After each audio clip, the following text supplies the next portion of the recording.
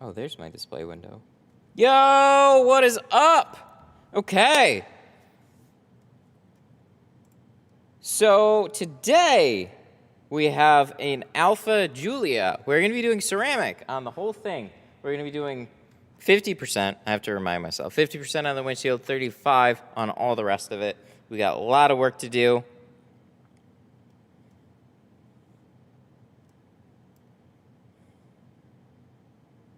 So this is going to be fun. You fought me on how to hide that on-screen shit. What was that? What did I fight you on? First, you spelled it wrong. Oh, come on. Did I really? Shut up. Oh, did I miss the I? Did I just go right for the... It still brought it up. Well, Oh, yep. Yep. We're going to change that. I definitely did not want to... It's spelled so funny. Gulia. There. It's changed. That means on the rest of it, it's going to be messed up, though.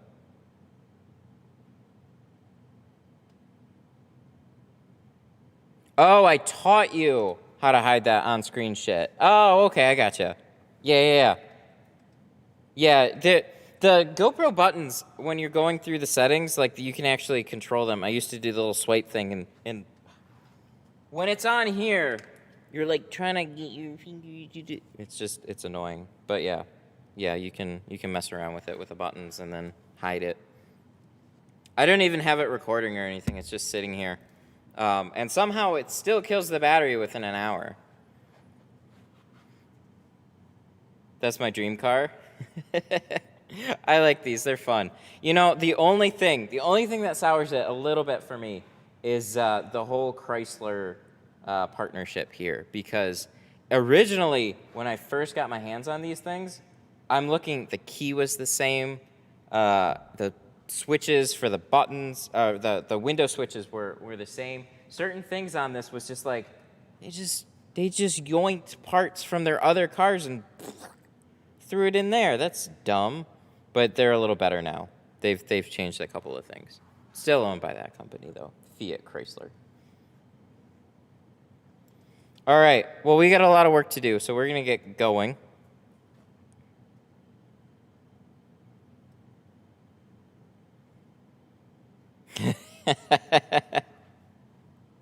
I cropped the videos to hide the battery in the SIM card images. Yep, you can get that out. I was happy that you could have a clean HDMI. It didn't make any sense either, because they set this up, the media mod, to be like a whole vlogging thing. So and you can do HDMI out. So there had to be a way to do clean HDMI, unless they were just really, really dumb.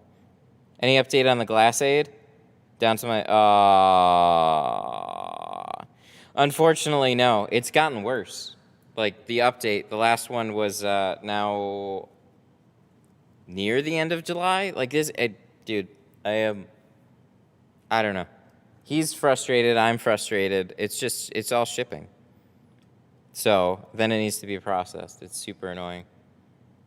I don't know why it's taking this long other than, like, logistics are really that bad. And I don't know exactly. Yeah, it's a nightmare right now. Logistics suck. They're so easy. Oh, the alphas are easy. Okay, we're going to get started, and we can talk about it. I'm playing around with another setup, too, by the way. So that's this little guy over here. Because I want an easier way. Let's just get started, and I'll talk about it. GoPro. All right. So I set up this thing over here. So, oh my God, it's so nice to have a monitor over here. So I wanted like a really handy tint tool cart, but, you know, because I always have to run back over there for, you know, super chats, whatever else for the controls. But what I really needed all along was just to have my computer here as well. So we ran an HDMI out. This is another monitor. This is a tool cart thingy, so I can move this around, and we're even gonna pop cameras on it. So I got this guy right here, toolbox. Whoa! This is fun. GoPro. Isn't that great? Now I can see you guys on this side of the car.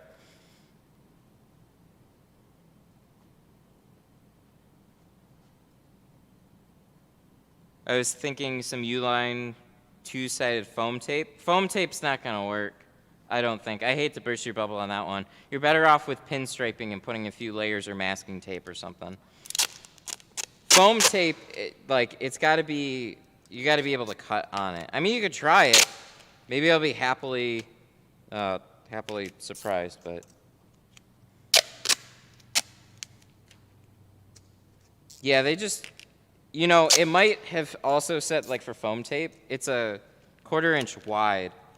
It might have been confusing on that and been like a 1/4 inch thick. Glass 8's 10 mil thick. So it would be quite a bit thinner than foam. Come on, Alfa. Oh, this little tight seal here. It's sticking though. There we go. So these have felt seals all the way around, so taping now is not unusual for something like this. But we do it anyways. Sorry about Saturday too, by the way. Saturday just was totally my bad. I thought I had an appointment scheduled.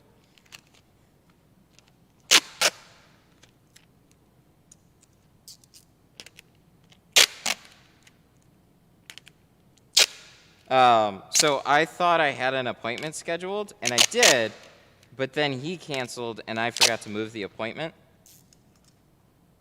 And then, so that stayed in there, so I come in Saturday morning ready to do an appointment, and then nobody showed up, and then I called. I was like, hey, and he's like, no, I talked to you. And I was like, oh, shoot. So I was putting together that toolbox all morning. We're still using tuck tape. We're running to the end of our red roll. So we have a red roll and a white roll. The white roll is all done. I like the white because it's white. It's better to see underneath the film and stuff. But they both stick well. They both cover well.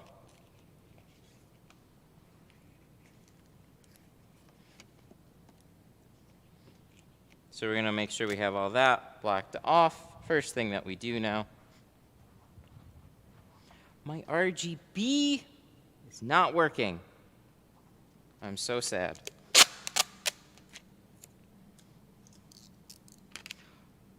Oh my God. That's amazing. I have a monitor over there. You guys have no idea. I should have done that a long time ago. Now I should have a bigger monitor over there too.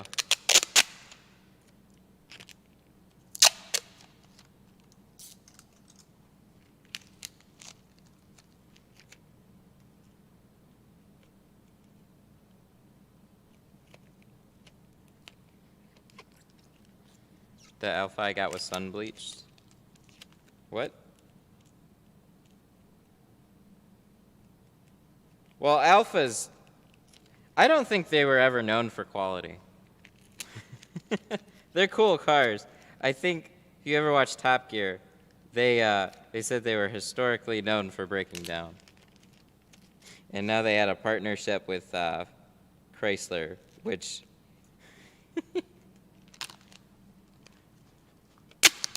which isn't great. You can see both the red and the white. Yeah, you could see the white a little bit easier. That's like the little difference for me. I think the white looks cleaner, but they both are functionally the same. The red might feel a little sticky, I don't know. A little more sticky. Could be just my imagination on that one though.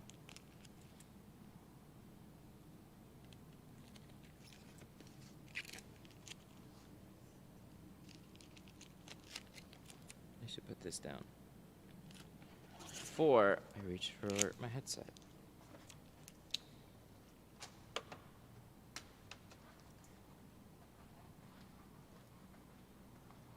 Toolbox. So this, let me, just a little bit. There, that, I think that'll work. I have a big screed! Notoriously unreliable. Top Gear said it's the car that depreciates half its value as soon as you drive it off the lot. GoPro. Yup. I watched like all the seasons of Top Gear. I remember when they were talking about it, but they were always like, they look amazing. And they're like, I love the styling of it. I think it's great. It's a little smaller in person, but yeah, I think these things are awesome, regardless. And it looks like they've updated some of the things to be different now, which is always appreciated because, oh my God. The first one I got, I was like, ooh, an Alfa. And then it's literally the exact same key as like the minivan. And I'm like, are you for real?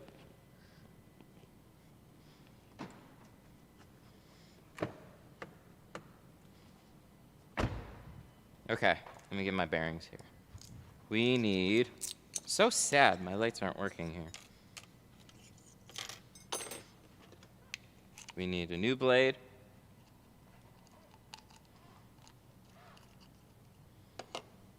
You know, same thing for Lambos. Lambos are really small. They look big, but they're not. They're really small.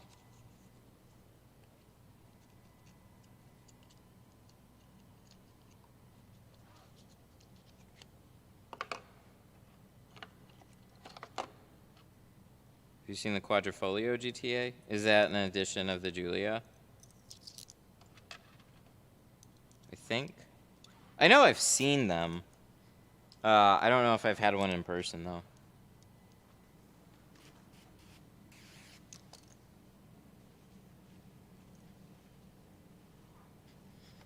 Okay, so on this one we have full windshield, full back window, so we definitely want to get those prepped in the meantime.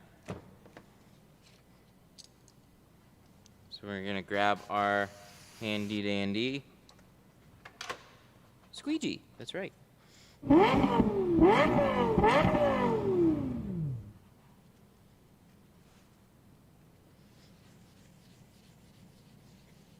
David Weimer super chatted $2. I need to know how the robot says quadrifoglio. Ooh, David with a 2. I need to know how the robot says quadrifoglio. He says it perfectly.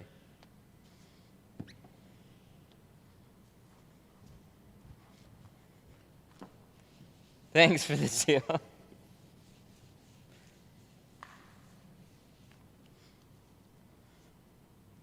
His pronunciation of most things are really, really good. I wish that was like my normal voice that I listen to. I can't figure out how to get it to work with my text-to-speech program. It works through some other means. But they enabled it for the super chats, which is honestly how I found it in the first place. If you look up text-to-speech super chats, I mean, that's all it is. Oh, shit. Uh-oh. Whoa! That's no good. One sec.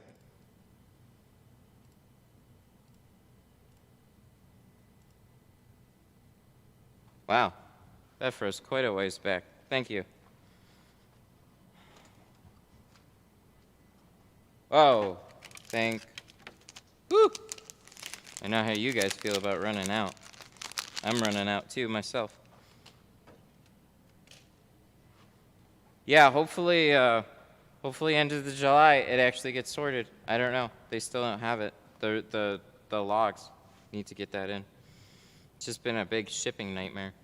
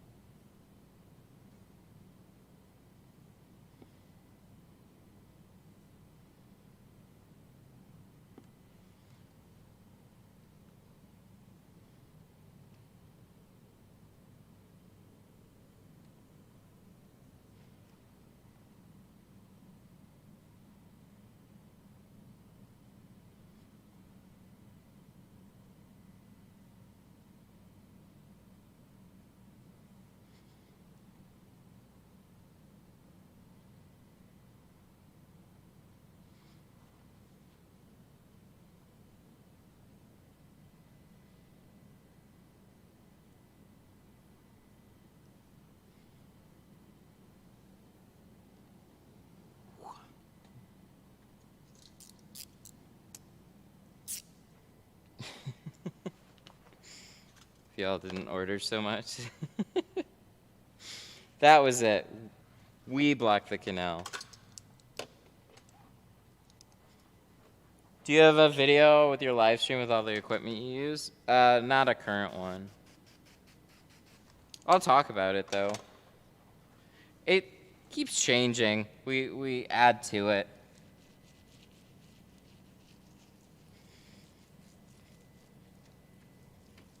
So I have like the tracking cameras and I really like them.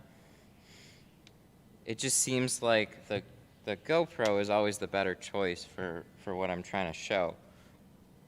So, but we do flip back and forth a fair amount between like the Canon that I have right there, and then I just set up this thing right here, and I really like how helpful it is already. I was thinking I was going to do like another computer there, but actually what I need is just quicker access to the setup that I have already. Because like this is the main reason you carry like a tool belt. Having things on hand and easily accessible is gonna save so much time, because then you're not running around the car. So this, I'm gonna get cabinets here, or at least I still plan on getting cabinets here. But also having a way that I can just like literally like all my stuff over here and then move this cart back and forth where I need it to be, that's awesome.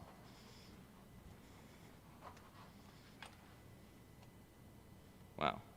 Are you gonna not do that anymore? Okay, cool. So, like, we'll have rolls on both sides. Basically, every tool that I use will now be on both sides. Rags, tools, clay bars, just so I'm not running back and forth the whole time. And then if I misplace something, I can go grab the other one.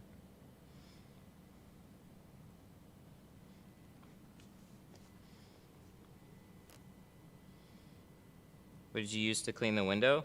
Soapy water, scrub pad, and I like to take a big, I use a Libman squeegee, so that's something like just a big shower squeegee. But that one's actually pretty good. You can find it locally. It's lasted far longer than all the other ones that I've used. So I'm gonna get a couple more of those if I can find them. Then you can just see everything. Rags can leave smears, and it just takes a little bit longer to like dry off the window. So you kind of go through a bunch of rags, or you can just scrub it down and squeegee it off. Great for big surfaces, like a windshield. Then you also don't have smears where you put the glass aid on too, so it sticks really nice. But use soapy water. I used regular straight water, and it just, the squeegee doesn't slide near as well.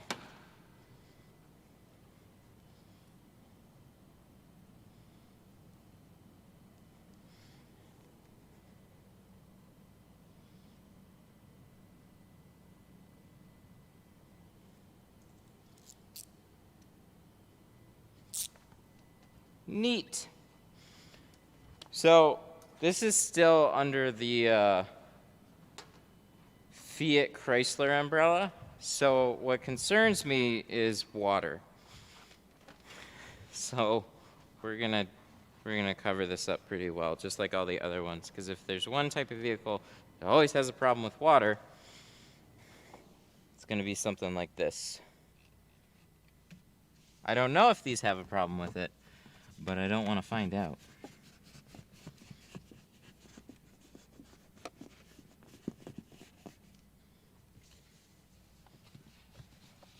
Good amount of space. That's nice. Did we just lose something? Oh, we're moving keys. Why don't you hang out down there and then I'll forget about it.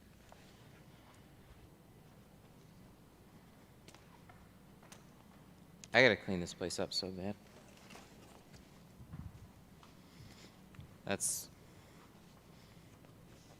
That's destruction from from setting up this toolbox. Have the prices gone up? They have. A little bit. They've gone they've gone up to previous pricing that I set before. So my entry never really changed. But some of the pricing, like the carbon and the ceramic, those I lowered a little bit. And it seemed to help out at the time, and then I don't know, it might have been winter too, because Nick started selling it, and then it's just like, it just went up a lot. He's like, yeah, I just told them that was the price, and I was like, oh, okay. Thanks, buddy.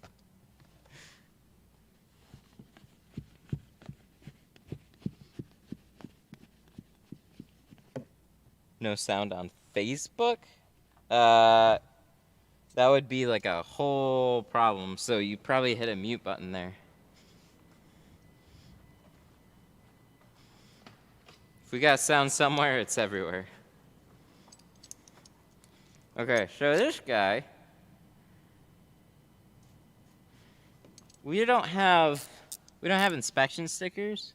We have a little company called Jack's Car Wash.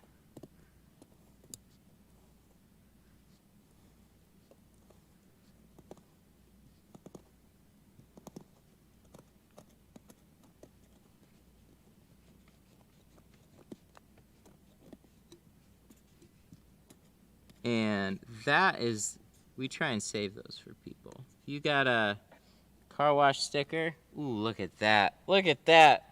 That is about as good as they come off. They're made to fail.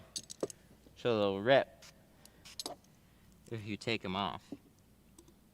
And then they make you want to buy another one.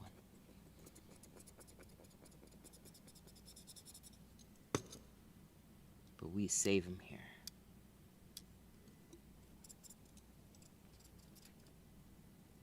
So I hate those. Those drive me crazy. But you guys, some of you guys have inspection stickers. Which 5-inch squeegee do you recommend? Right now, I like the hybrid.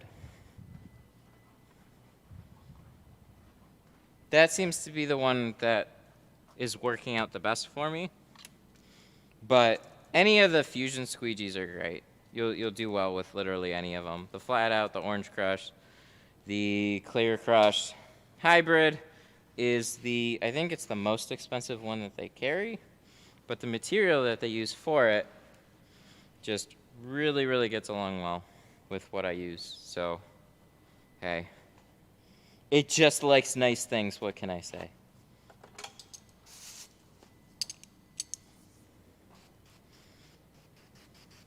It's a fancy film. Likes expensive squeegees. Wow, that was like a lot.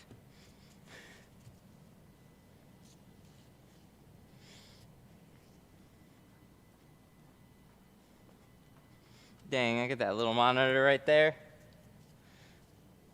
So I was looking around for like a toolbox cart thing, and I came across these from Harbor Freight.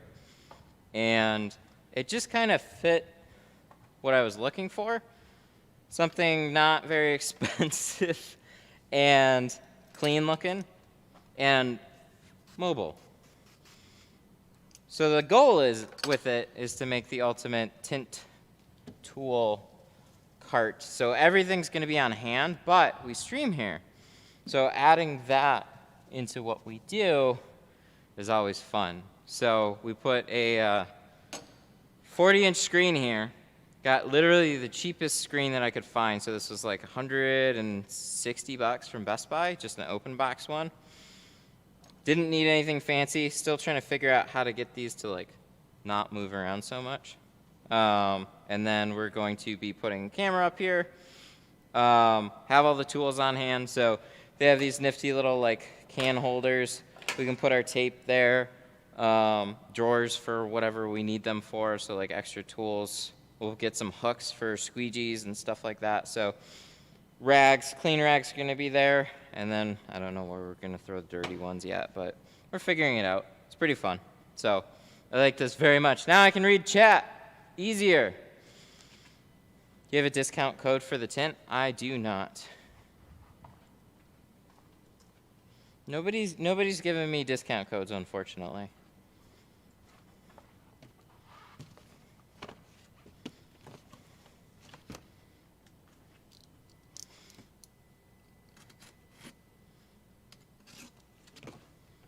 So we need 35. We're opening up a brand new roll for this one. Same thing with the 50. We like ran to the near the. Oh wait, we might have.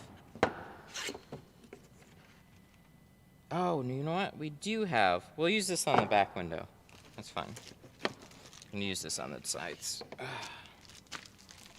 Probably a mistake, just because of how heavy it is. How long will cheap Walmart film last? I don't know. Give it a shot. I wouldn't go that route anyways, but if you want to do it, give it a shot.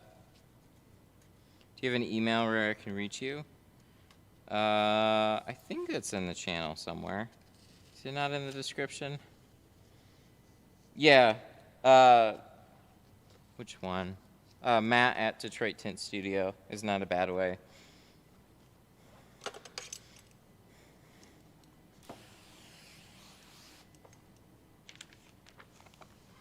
But this is the better place to reach me, honestly. I'm here. What's up? Emails are emails. Sometimes they sit depending on what they are. So if it's asking me tint questions, a lot of times I just don't have time to get to all of them.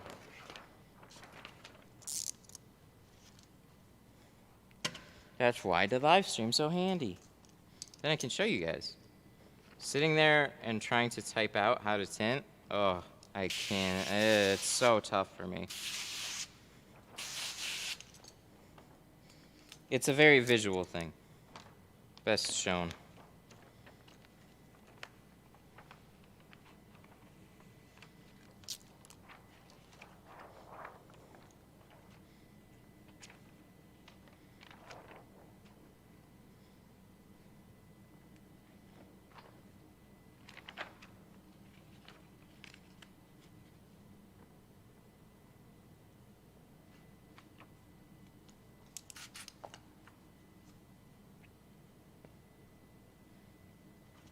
How do you peel the liner without putting teeth marks?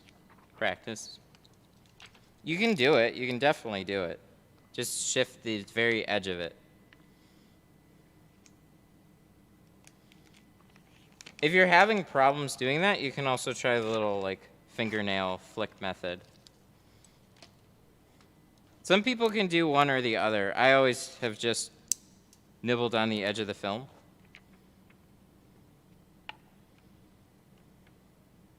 I have a tough time doing the other way.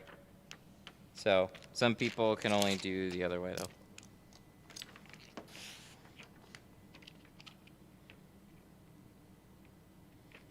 Air compressor? Nothing fancy. I have one that I can mount on a wall that's still sitting on the floor. So I don't have anything crazy yet. Just whatever wall-mounted Amazon one I could find at the time. I wanted to keep things real clean, so I'm gonna get it on the wall sometime.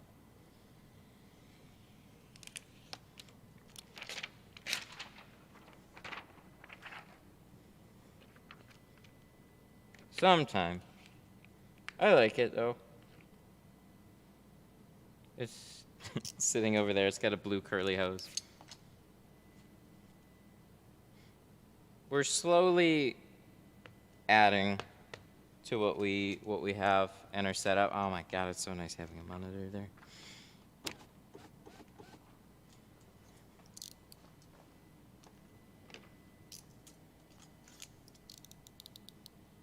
What did we do? We took off a sticker, so we should probably knock this off.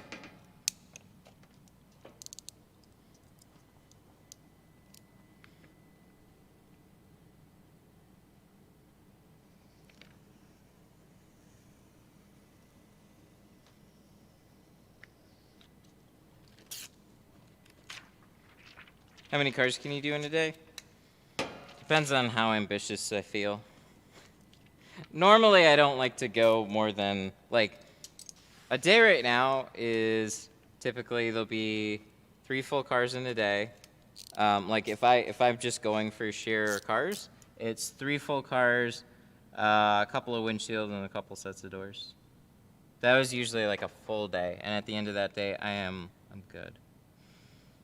Used to be a little bit faster than that, so roughly like an hour 20 per car, an hour if I really wanted to push it. Not many people are doing full windshields, and then whatever barrage sets of doors for like in and out in like 20 minutes.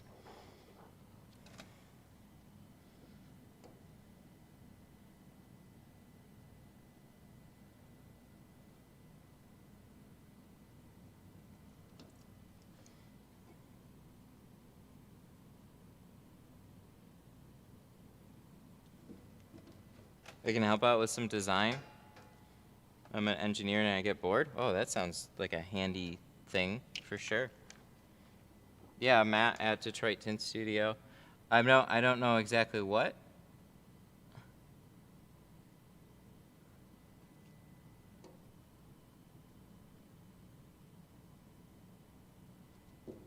Would have been helpful when I was putting up this big old screen.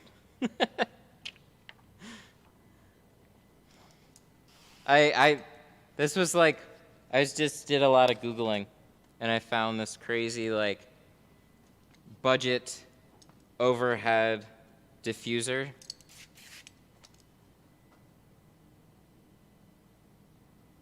Oh, I saw you mentioned some brackets for the TV. Oh, I see what you mean. Okay, so first story. Setting up that overhead diffuser, I found some blog post where they took fence posting, and that's how they made the frame for it. And I basically just made that way easier to do because I'm not that crafty. Yeah, I don't know. I need something that'll just stick. So the TV is currently resting against the back side of the box, but the problem is that there's this little latch here. I'll show you really quick. There's this little latch there, so that rests against the TV, and then there's just these 2 points. So it's not really resting on any major like flat points, so it's just like little edges, but it'll stay there for the most part, and I have some tape underneath it rolled up, sticky side up, so it kind of like has some grip. It's the only thing that's holding it up right now. But it works. It works for the most part. It starts to like sag a little bit, but hey, we'll figure it out. No more Glass-Aid cut strip. I know. I'm trying to get more. Sorry for introducing it and then pulling it back. What was that? I have 3D printers. I also have the same cart. Oh, except red. Nice. Okay.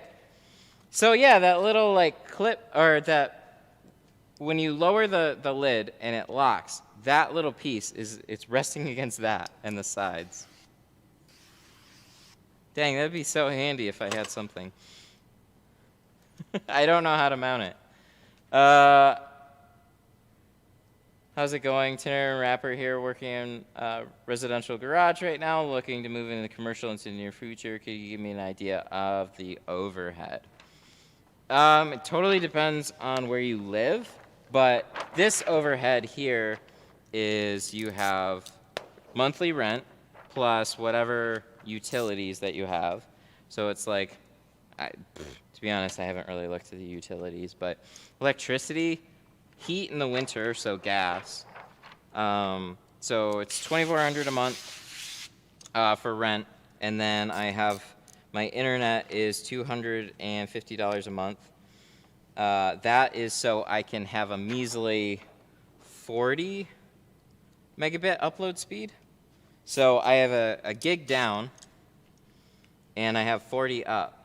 It's like one of the dumbest things. So I only care about upload speed. I could do with like 100 down and be perfectly content.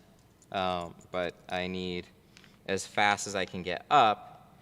And since my provider doesn't have very good infrastructure on their upload speed for whatever reason, they make it expensive. So that's fun. And then as for everything else, I mean, I don't know. There's probably have your insurance and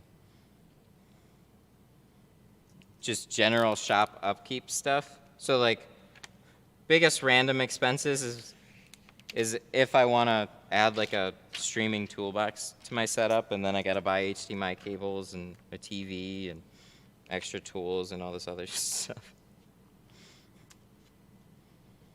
But anything commercial that you want to do, it seems like you triple the price of like what it would cost for your home. So if I want to do like internet, it's literally 3 times the price.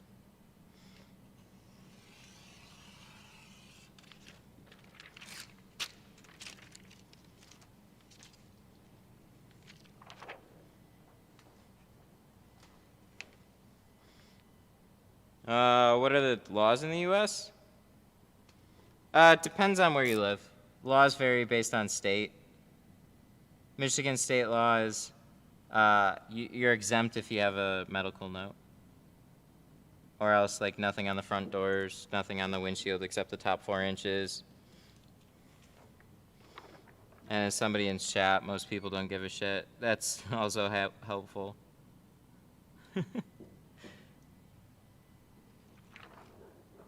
How many cars do you need to smash out before making a profit?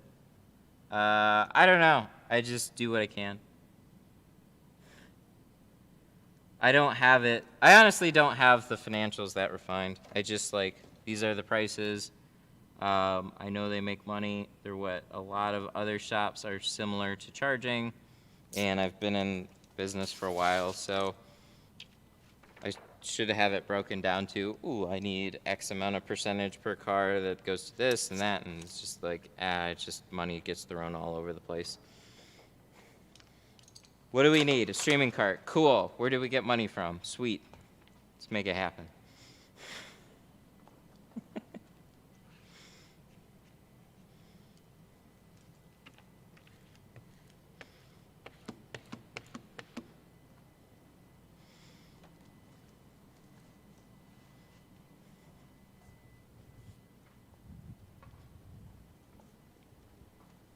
Do you have a replacement for the glass shop? No, I don't. That position is still open if anybody wants it. Their program ends this week. They're just like, we couldn't find anybody, and they're just like, yeah, we stopped booking appointments because we can't find anybody right now. So we'll find somebody eventually. So I didn't want them to just cut it off, but I have too much going on here. So we're going to be here 5 or 6 days a week.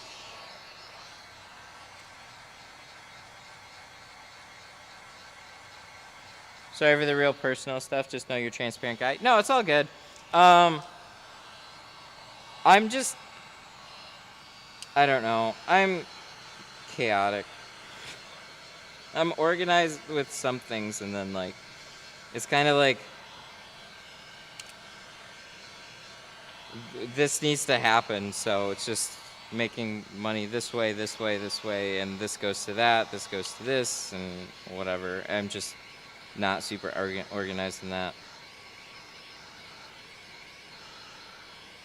So total overhead, I don't know. The biggest ones are always the rent, 24 plus like 250 plus.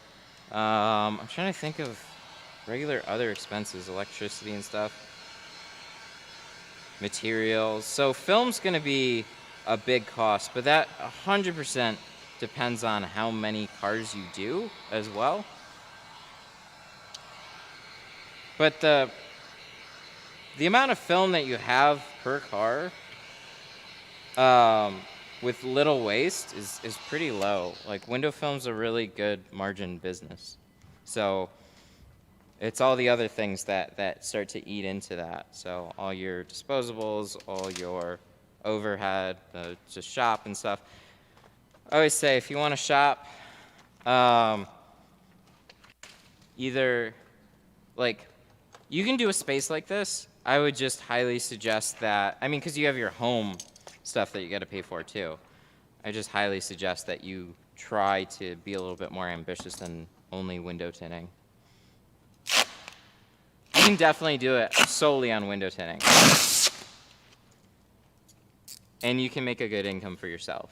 But if you want to grow, but you're always going to be tinting. So that's the thing. Like if you want to grow it as a business, you need to be looking into doing more or adding more cars to your plate.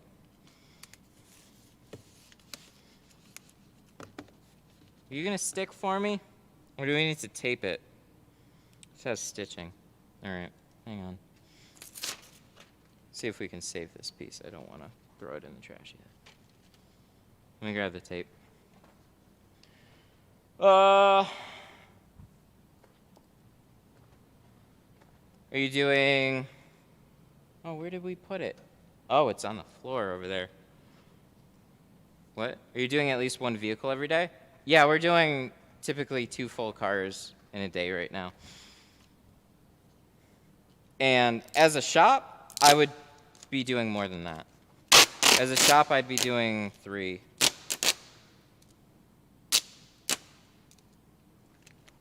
3 or more. And when I say like full car, like that's basically like sides and back and then optional windshields and stuff or upgrades.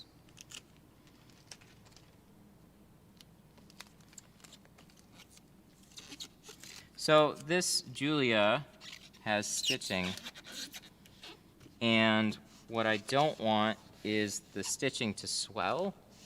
So we're gonna do as much as we can to kind of lock that in.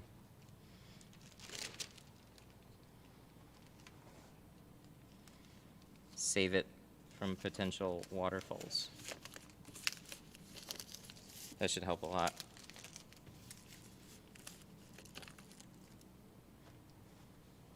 Sweet. All right, let's grab a clay bar here.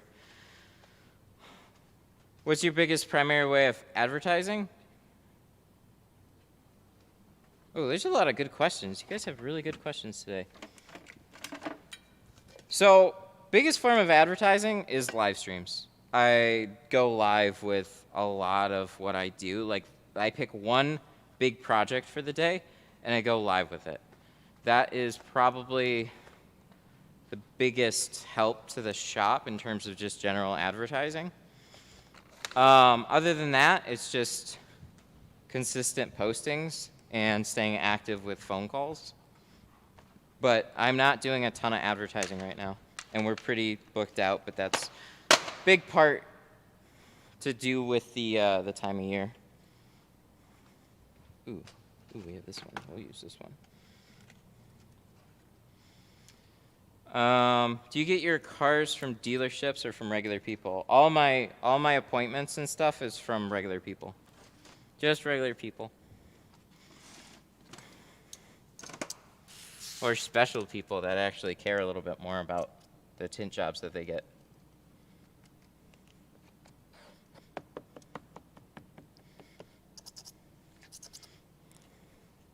So what's cool about the live streams is just it's very shareable. So if you've had your car tinted here, people are sharing it locally, and it's starting to develop its own little like local like referral system. It's really, really nice. Some of the like most of tint is going to be from referrals.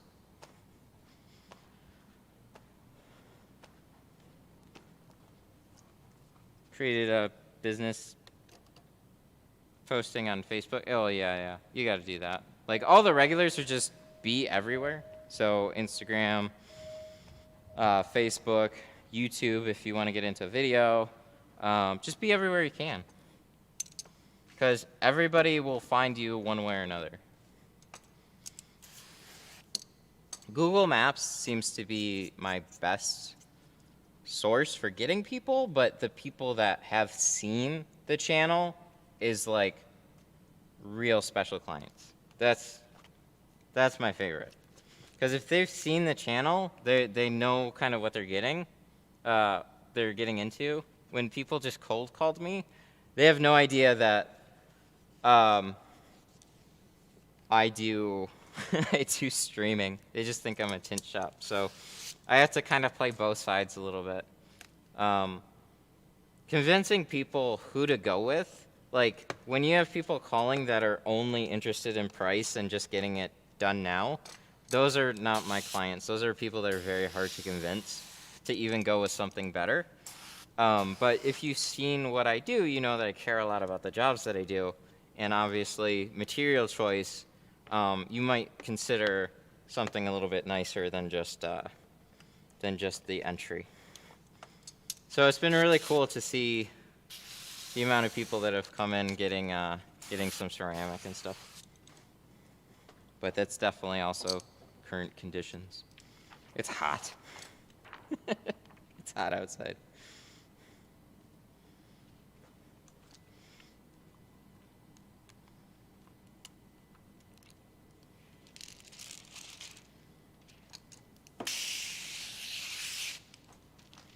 All right, so our first ceramic pattern install of the Giulia. These have wider felt seals, so we tape them. That always helps. It's a little something that you can do. Hopefully this doesn't stick on me.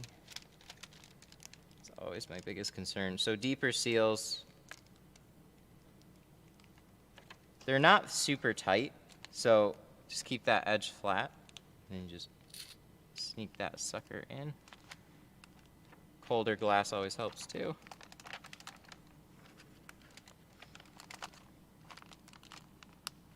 Back the other way. Free it up from that top edge just a smidge. Just a smidge.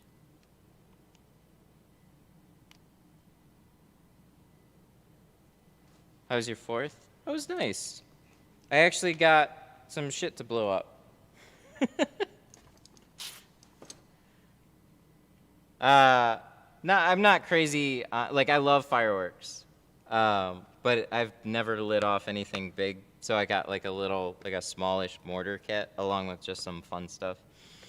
Sparklers, bottle rockets, lots of Roman candles. Roman candles are like some of my favorites. So, got all that. Just blew some stuff off in the backyard. That was cool.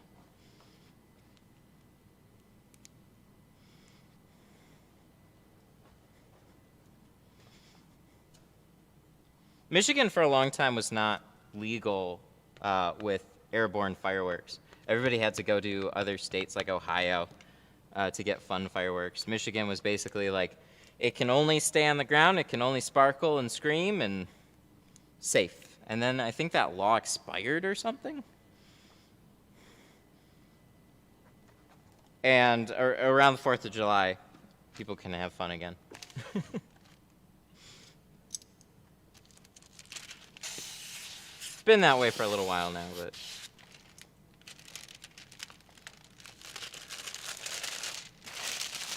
good times.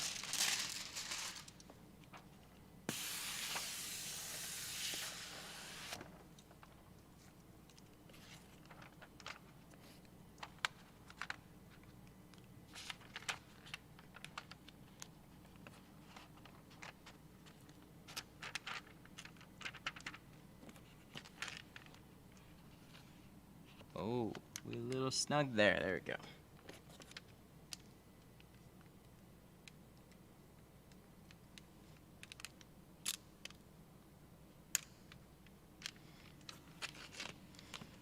So if your film starts to stick, there's always something about trying to pull it back a little bit and then move it forward.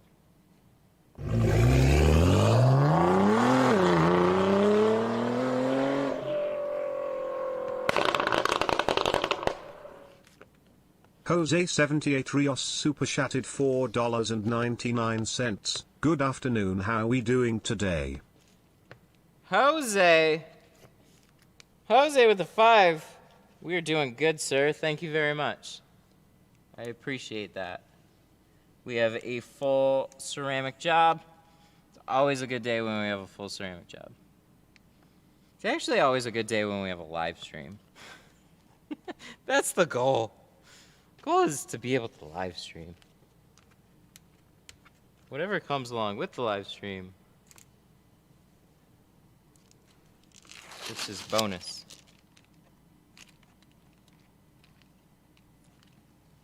We need content.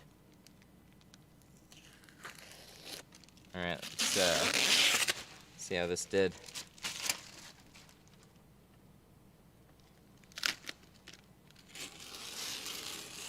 Ooh, ooh, ooh. Ooh, do that. Do that. Huh. So I don't know if that would be the case for sure on these, but seals with stitching, or paneling with stitching, when you get into some of the, I don't even want to say more premium materials, because not all of them are. Some of them are just sensitive. There's just this thing where it can cause paneling to swell right along that stitch, so you don't exactly know what's gonna do it or not. But just be careful there. I've done it on a handful of vehicles before. Not proud, but it's happened. I don't know if it settles down either. I would hope that it does.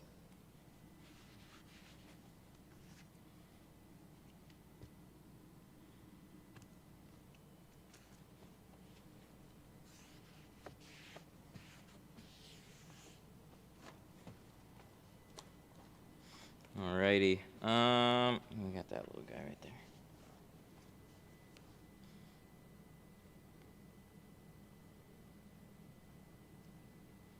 Like half tempted to roll this window down just to make sure I got this top okay. Always freaks me out. It's usually okay. Always freaks me out. It's because sometimes you get that little air up in the corner and you didn't get it all out, and then you have so much stuff in the way to try and get it out that you can't get a good angle on it. So the only way to get at these corners is really to roll the window down, press it out, check it out, roll it back up.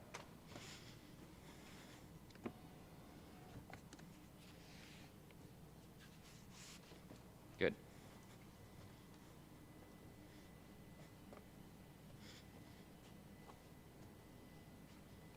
Sweet. On to the next. Oh boy, well, you're just a bucket of fun, aren't you? It's that type of stitching on all of them. Cool.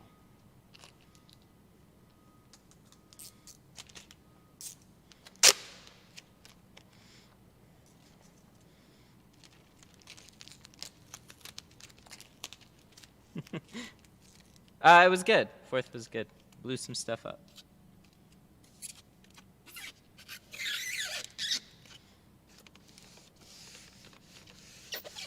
Just switched to the Blue Max from a cheap Amazon one.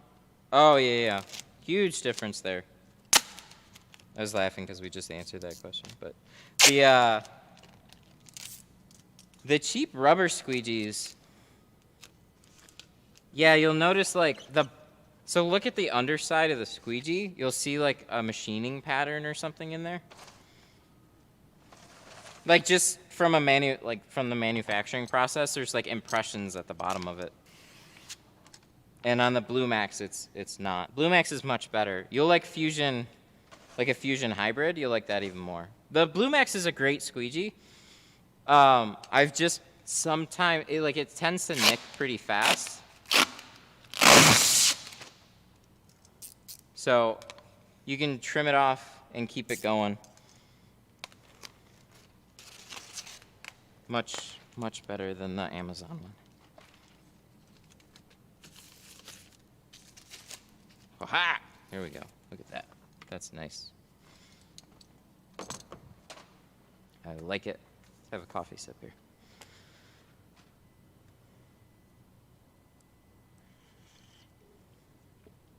Where do you get most of your business from? From maps and referrals. Google Maps. People want tint. They don't know where to go. They search. I pop up.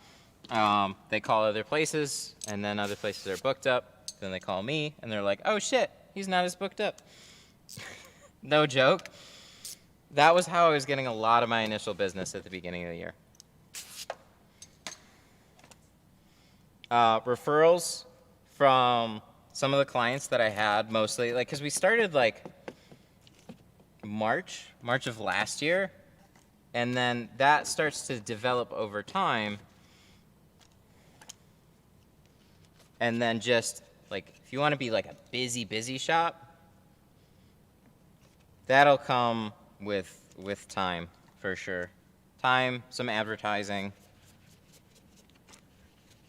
but it definitely helps when there's so much work to be had that that they can't get in a lot of other places. So then they're like, man, I've called around like 5 other shops.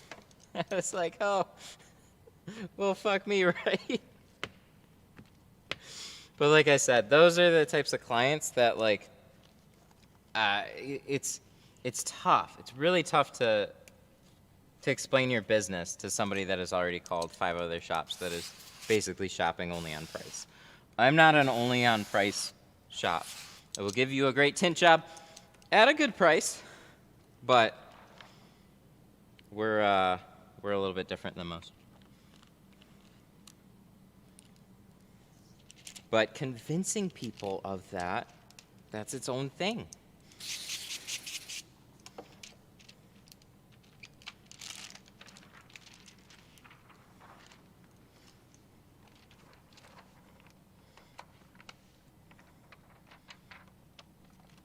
Would you say getting business from a dealership is necessary? No, not. Dealerships can be a big pain in the ass, honestly. Some are okay, and some are worth your time. You'll go through a few dealerships to find ones that are worth your time, though. Dealerships want everything for nothing. They're purely they're purely numbers.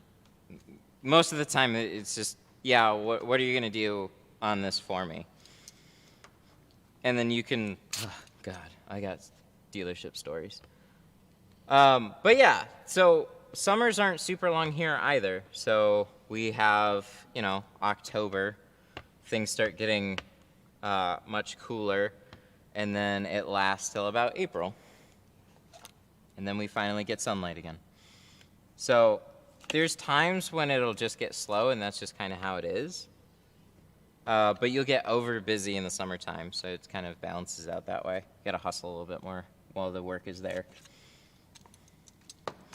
But as for dealerships, man, I'm not super fond of dealerships. I've worked with a couple that have been really good, but dealerships for the most part have been just chaotic nightmares.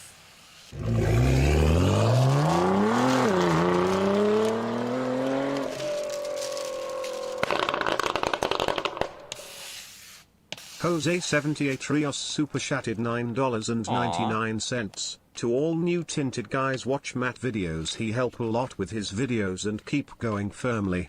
Do not give up. One day you will look back and understand that your efforts have been worth it.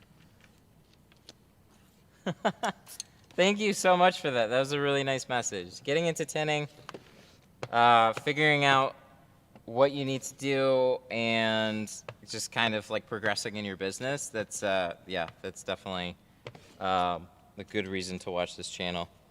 Thank you so much for that. That was a really nice message. It's tough. It really is tough out there. I mean, for making any business, it's hard.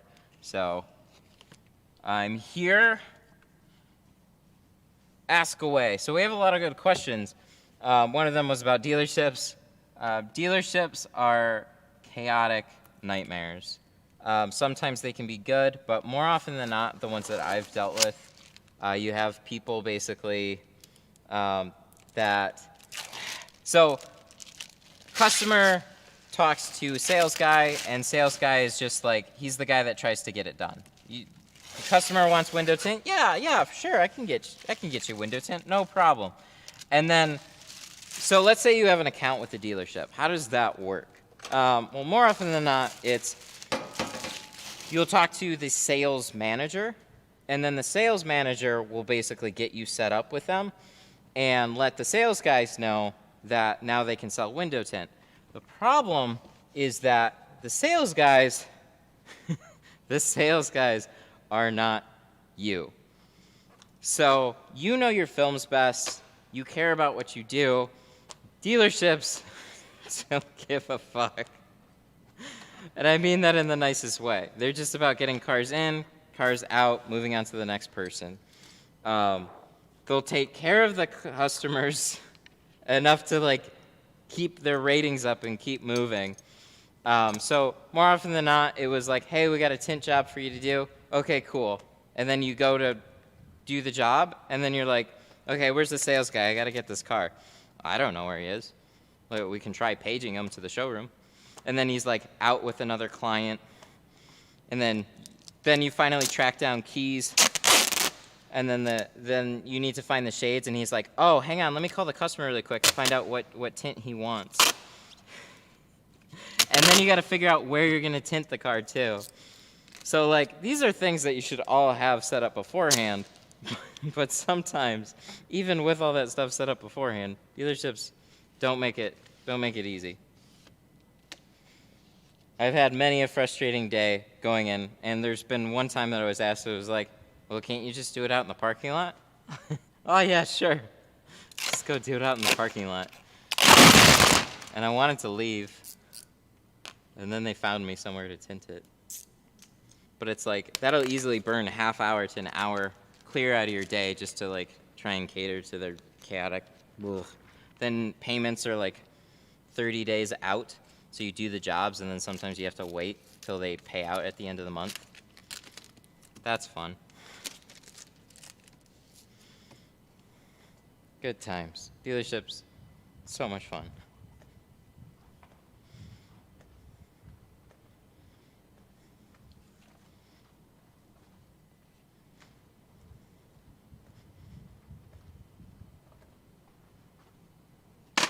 I'm not bitter, can you tell?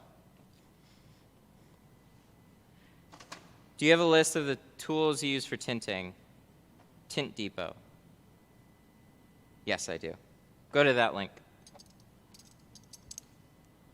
With this next window that you do, could you do a detailed prep of the window? I can, actually. That's perfectly fine. We can talk about that. Good timing. Look at that, waiting till we are right here at the window. So a detailed prep. You could do this with a razor blade. You could do this with your blade here. So sometimes you got little window stickers here. So Sirius XM or advertising something. Kia loves to put like 100 stickers there. So I'll prep windows one of two ways. I'll either use a gator blade like I'm using now. That's what these funny shaped scrapers are. They're great for getting into the seals. So we've already done a little bit of prep work because we used what is called tuck tape. These are felt seals, but I just kind of throw it on everything. It says tuck tape right here. I use tuck tape on the sides and then roll the windows up, and then here we are prepping the window. So if the glass is pretty clean, I'll usually just do a rough scrape. If there's adhesives on it, so we had that little sticker, but it's a really new car, so there's likely not anything else. Or you can use like a scrub pad. So this is by Tri-Edge. These are their little scrub it pads. There's Scotch, use the blue ones. They say glass safe on them. Don't use the green ones. You will scratch the hell out of a window. We also have both tuck tape on the stitching here, and then we covered the whole panel in carpet shield because we cover all the panels up here. So we roll the window down a little bit. Take our scraper again. Scraper or scrub pad, I was basically just showing either one. They both do a great job. And then for the top edge especially, I like to take my clay bar here and run it over the top edge. This is one of the easily missed things that I just kind of didn't think about for the longest time. See all that crap right there? It's one reason I like using a clay bar is because you can see it. so you can see when you've cleaned it out, especially on laminated windows. So laminated means basically it's two pieces of glass all sandwiched together. And there's crap that can sit up on the top. People roll up and down their windows, basically just jamming more crap along that top edge. You know, I used to tint windows every once in a while. I'd get a dirty, speckly window. I'd prep it all the same. And then I'd wonder where that comes from. That's where it was coming from for sure. So you can wipe off the top edge too with a towel. Lint-free would probably help more, but soft microfiber does great. You might wonder about fibers, but you then take your squeegee. Go from the top, work your way down. So let gravity do the work. I'll usually go over it twice. No good reason for that. Should be fine with the first pass, but sometimes it just pays to be a little extra thorough. And then so we kind of moved everything over this way. There'll still be a little crap there, a little crap here. So then what I'll do is I'll just kind of flush it down. And then I've been running my sprayer on the top side of the squeegee and kind of flushing it down. And that also works some water in the back seal, so when you go to tuck the film, it'll kind of just slide in there. And then, last but not least, when we go to peel the film, I now put that over the top edge of the window, so then crap doesn't fall into my tint. That usually wasn't a big problem, but it was just one more extra thing that you could do. You know, it's really easy. I peel the film off the doors anyways. So it's just really easy to kind of just pop that over and peel that in the void. So then go watch some of the installation videos at this point. So we keep this edge flat here. I just put out a recent video that went more into description about this. But yeah, keep that edge flat that you're leading into the window with. So I do the long side first and pull the film back a little bit. Keep this edge flat too. Tuck that into my seal as well. So we usually have like a little bit to wiggle it if the seals are deep. So put it in, and then just kind of finagle it, get it to where you need to go.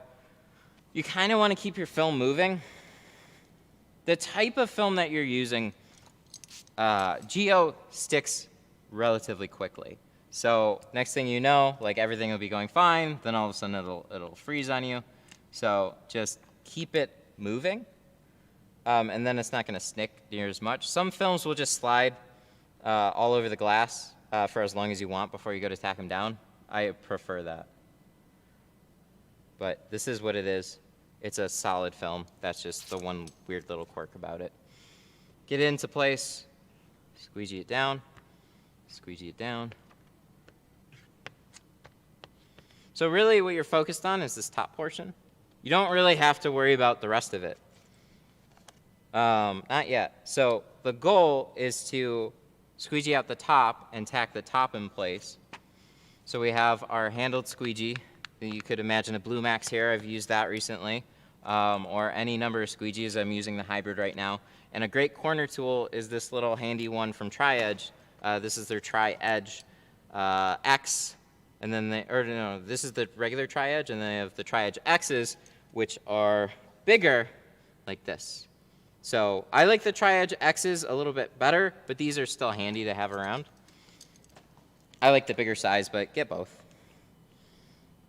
So make sure your top edges are all squeegeed out, so then you won't have to roll the film down after the fact. And then give it a little wiggle.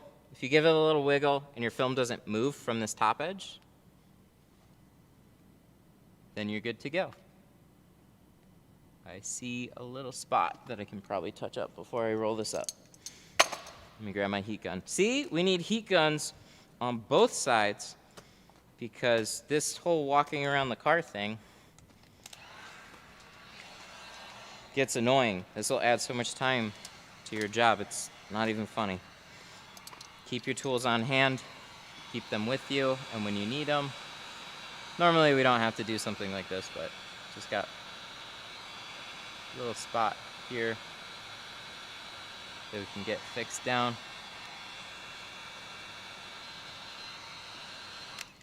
Good. But yeah, once that's fixed in place, just shoop, that'll roll up. Good deal.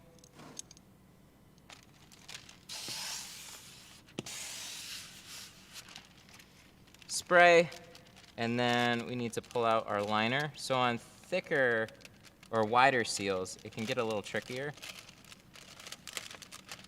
Pull that out. And then we didn't have to tuck it as far in here. It's not as wide, so that comes out a little bit easier. And so this is the whole reason why you don't have to worry about squeegeeing anything other than the top. You can pull the film back a little bit. You can flush out above where it was kind of split in half if you want to. I kind of like to flush out over the half of the window. So it was kind of like here. I like to flush out up to here, so that kind of takes a water wave, sweeps everything down, acts as another little, just a little extra measure to make sure everything is clean. But we also tape the seals, so everything should be fine. Spray, tuck. Sorry. We just did it. Just do it.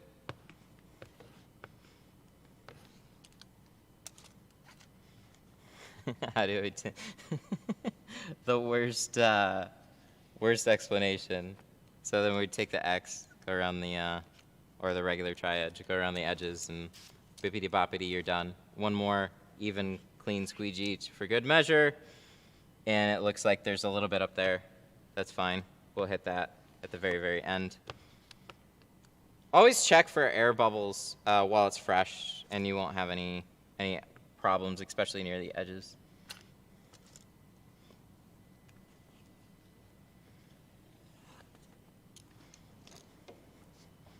Yeah, see, the way I was just kind of doing it, kind of push some air bubbles up towards the top, and then just sweep those guys out, then you're all good. Sweet. If those stick, then I would roll the window down a little bit and then press it out if I needed to. So let's check this too. Did we create a sufficient, oh wow, that just kind of ripped there. Sufficient barrier? Ooh, I like that so much.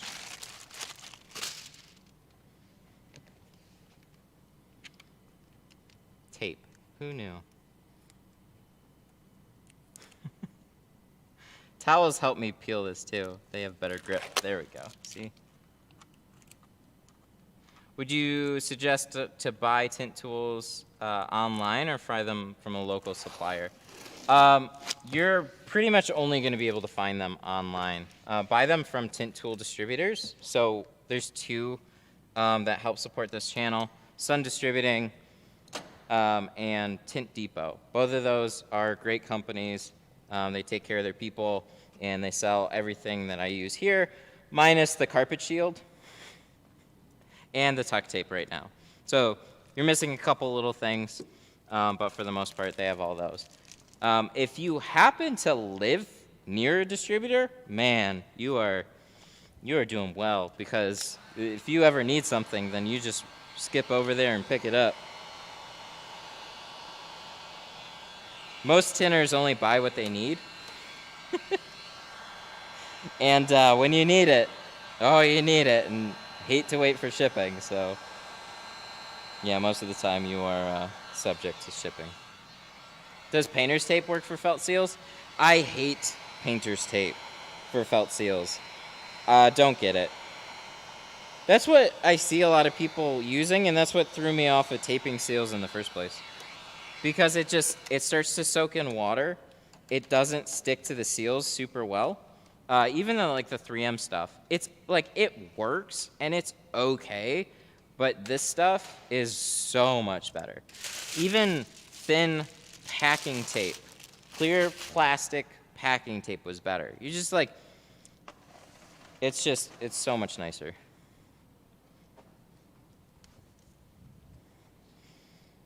How does taxes work in Michigan? It's every quarter. Taxes are supposed to be paid every quarter in Michigan.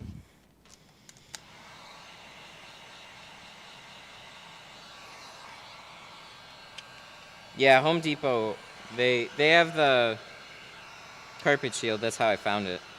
But they don't have, actually, no, I found it at Lowe's. But they don't have tint tools. No hardware stores has tint tools. They might have a knife and a heat gun. But can't get no love from hardware stores for window tinters. Unfortunately.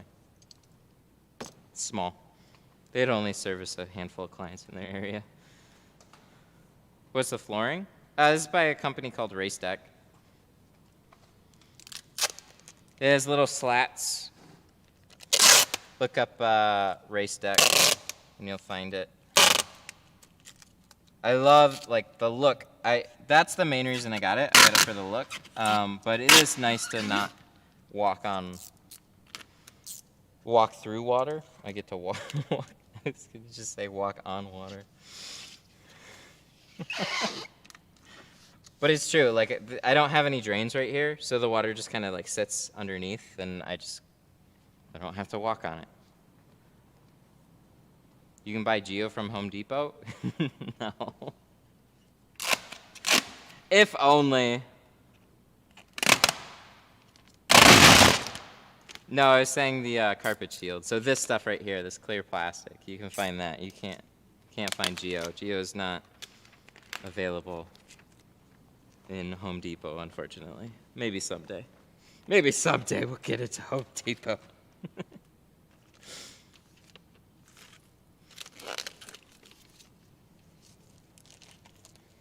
Teach so many people that everybody's tinting their own cars.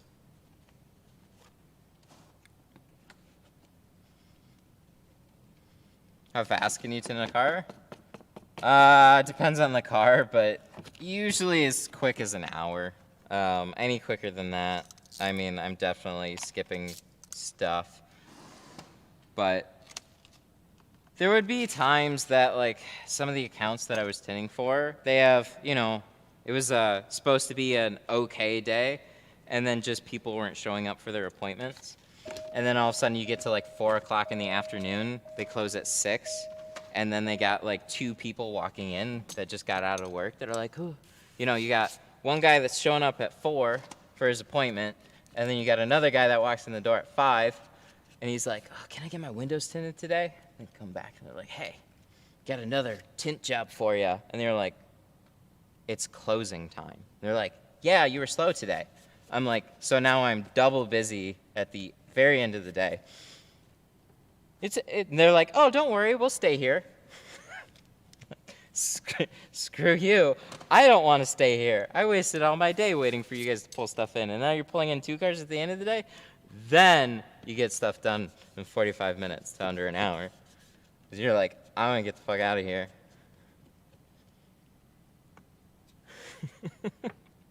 Is that a long story?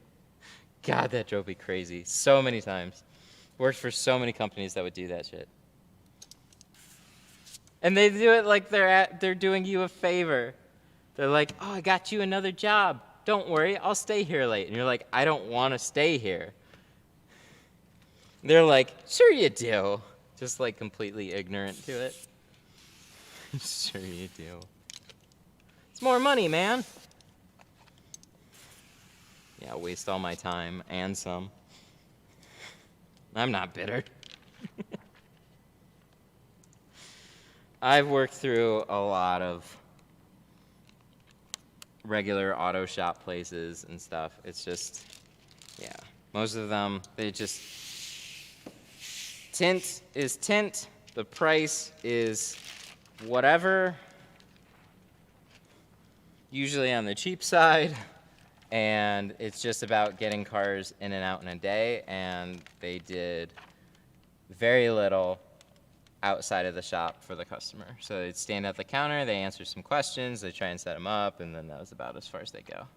Hey, this guy has a question about his tint. Okay, cool, answer it. Well, I'm not a tinter. He wants you to go look at the car with him. I'm like, why don't you go fucking look at the car? I'm working. I'm not bitter. Holy shit. Yeah, that was fun. But now we we've slowed down a little bit. It's nice. We get to spend our time with cars. We get to talk in a nice soft voice. Just have a good day, everybody.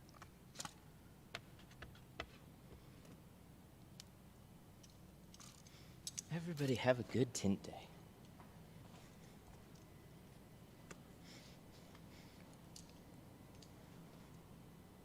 When you worked there, do you get paid for how many cars you did?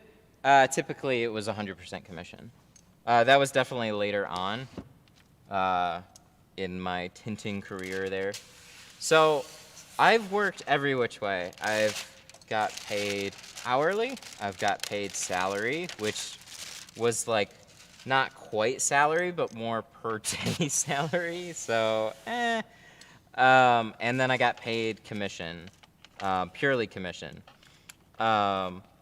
And everything is, I don't know. I can't tell you exactly which one I preferred, because they all kind of have their ups and downs. Usually you get paid more with just commission, and then you're more incentivized to do more work. But you always hit this peak where you're making good money doing what you're doing, and then asking above a certain amount, it's just like, why am I working so hard? Like, it's just non-stop car after car after car after car after car. So if you're like really money hungry for it, then you'll do well. But it can definitely kind of drain you. But then, you know, when you swing around and do hourly, hourly sucks because you're like tied to the shop. If it's slow and you want to just peace out for the day or something, like a lot of times on hourly, I mean, some places will let you like kind of leave and whatnot. But I mean, if it's slow, you're cool with just hanging out and getting paid regardless. But, oh yeah, no, what I was saying is with the commission, when you're kind of just like hanging out at the shop and it's really slow, you want to leave. But then they're like, well, we're open, so if something comes in, we're going to be calling you back. So that happened a whole lot, where it was like I would wait till like 2 in the afternoon, and there would be like nothing in a day, or very little. And then all of a sudden, I'd leave, and then that's exactly when somebody shows up. I leave, I get home, I'm good, I'm out, nobody came in, cool. And then they call me up, they're like, hey, we got somebody coming in for 2 doors. And I was like, book it another day. And they're like, nope, sorry, we told you we'd call you back.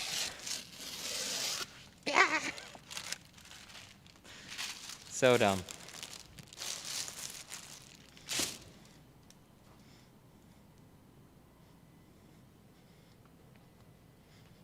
"90% of my business comes in after 2." It reminds me of Saturdays. Saturdays are typically like real busy days.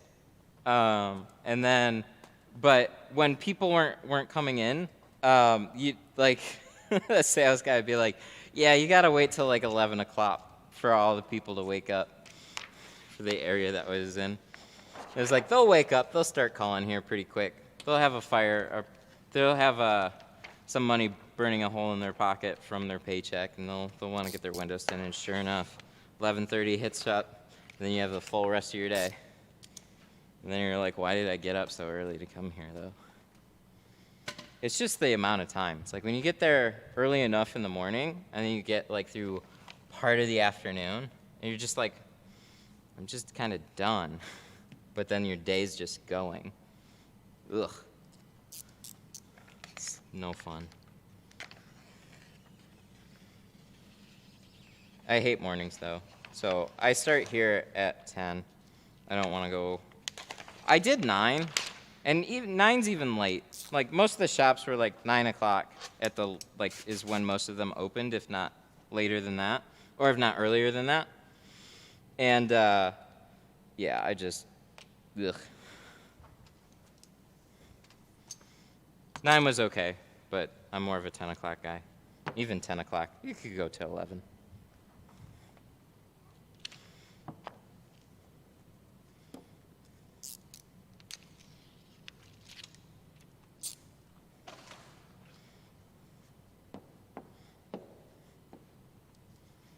I like the new setup with the monitor. Thank you. Toolbox. What's up? Wow. Wow, that was really good stuff. So we're going to be putting a different camera on this, but that's kind of what it's for. It's supposed to be easier, so I can jump back and forth between this one and that one, but I got a big old monitor here. GoPro.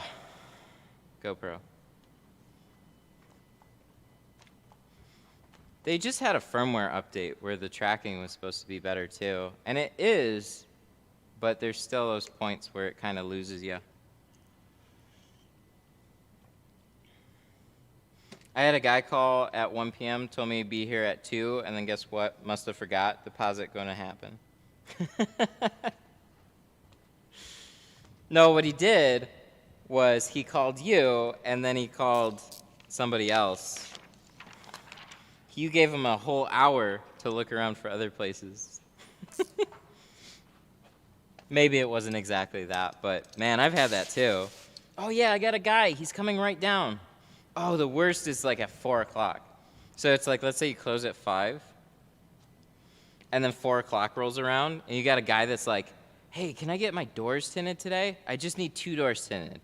Makes it sound like the easiest thing in the world, right? And you're like, yeah, it's getting, I'm going to close up here at 5, so need you to kind of hustle down here. I can get you done today. Okay, I'll be right there. And then he just doesn't show up. And you're like, it was really urgent. He basically begged you to come in. And then where did he go?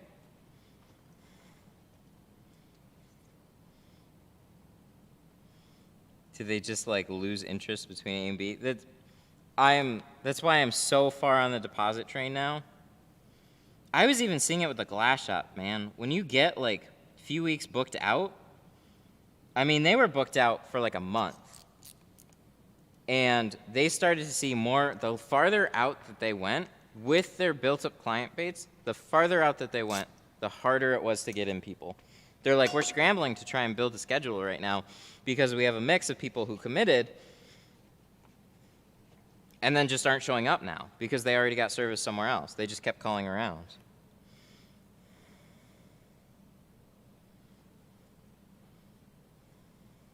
So I don't want to have to take deposits. I just got to know that I got somebody for the spot. I don't care who it is. I just need somebody for the spot. You want to book it? You want to take up my time? Yep. No problem. Just deposit. Then I know you're serious. I got so many clicks initially, like hang-ups, early on because like people were calling around getting pricing. They were just looking for a cheap place to go. They'd call me. I'd be like, how much is it to get it done? Okay, yeah, that's fine. All right. And I'd be like, all right, I need to collect a deposit. And they're like, click. Just not another word, just right away. It's like, cool. You didn't waste my time. Not even sad about not getting you as a customer.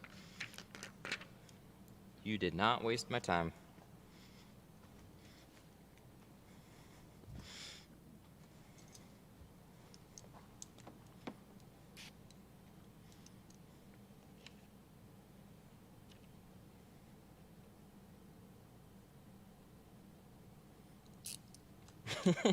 It could be a competitor calling at the last minute. What a troll.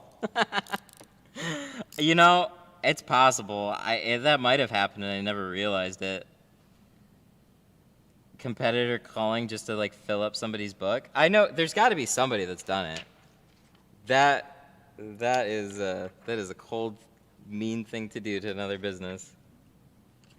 I'm gonna fill up their schedule. Watch this.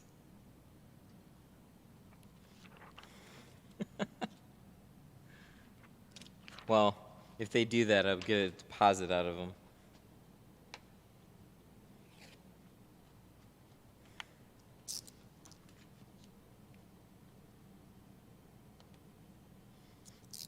It'd be awful to do to somebody. Yeah, for sure. But it is business. They do that here? Oh, damn. That's cold. All right, I'm going to do this for safe measure. I could have left it on, and then we wouldn't have to do this twice. But we had water sitting on there, and I just didn't want to let it sit anymore. So just peel it. We'll restick some stuff. It's all good.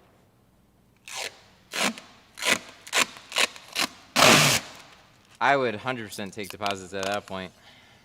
Fuck that. I mean, and what's like, the thing is, like, just nobody usually takes deposits. And I get if you've been in business for like a while and you're established and you, like, there's some reasons why it won't work out super well for you. It's just like another thing somebody has to do. And if they're just kind of calling around, then they're just kind of like, I don't feel like leave it. I'll just call somebody else. So there's those few times when I'm sure not taking a deposit might work out in your favor, but there's so many times where it's just like, if you want to run this type of a schedule, then cool. There's some people that they don't take deposits. Wow, I just literally walked around the car for this. There's some people that don't take deposits, but they just get everything to drop off in the morning. So if it's not there in the morning, then that's just not on their schedule for the day. They just don't even take appointments.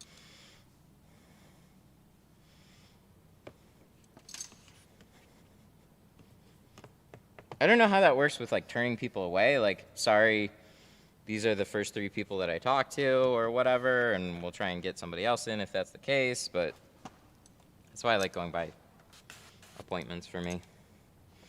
I'm trying to do a live stream. It's important.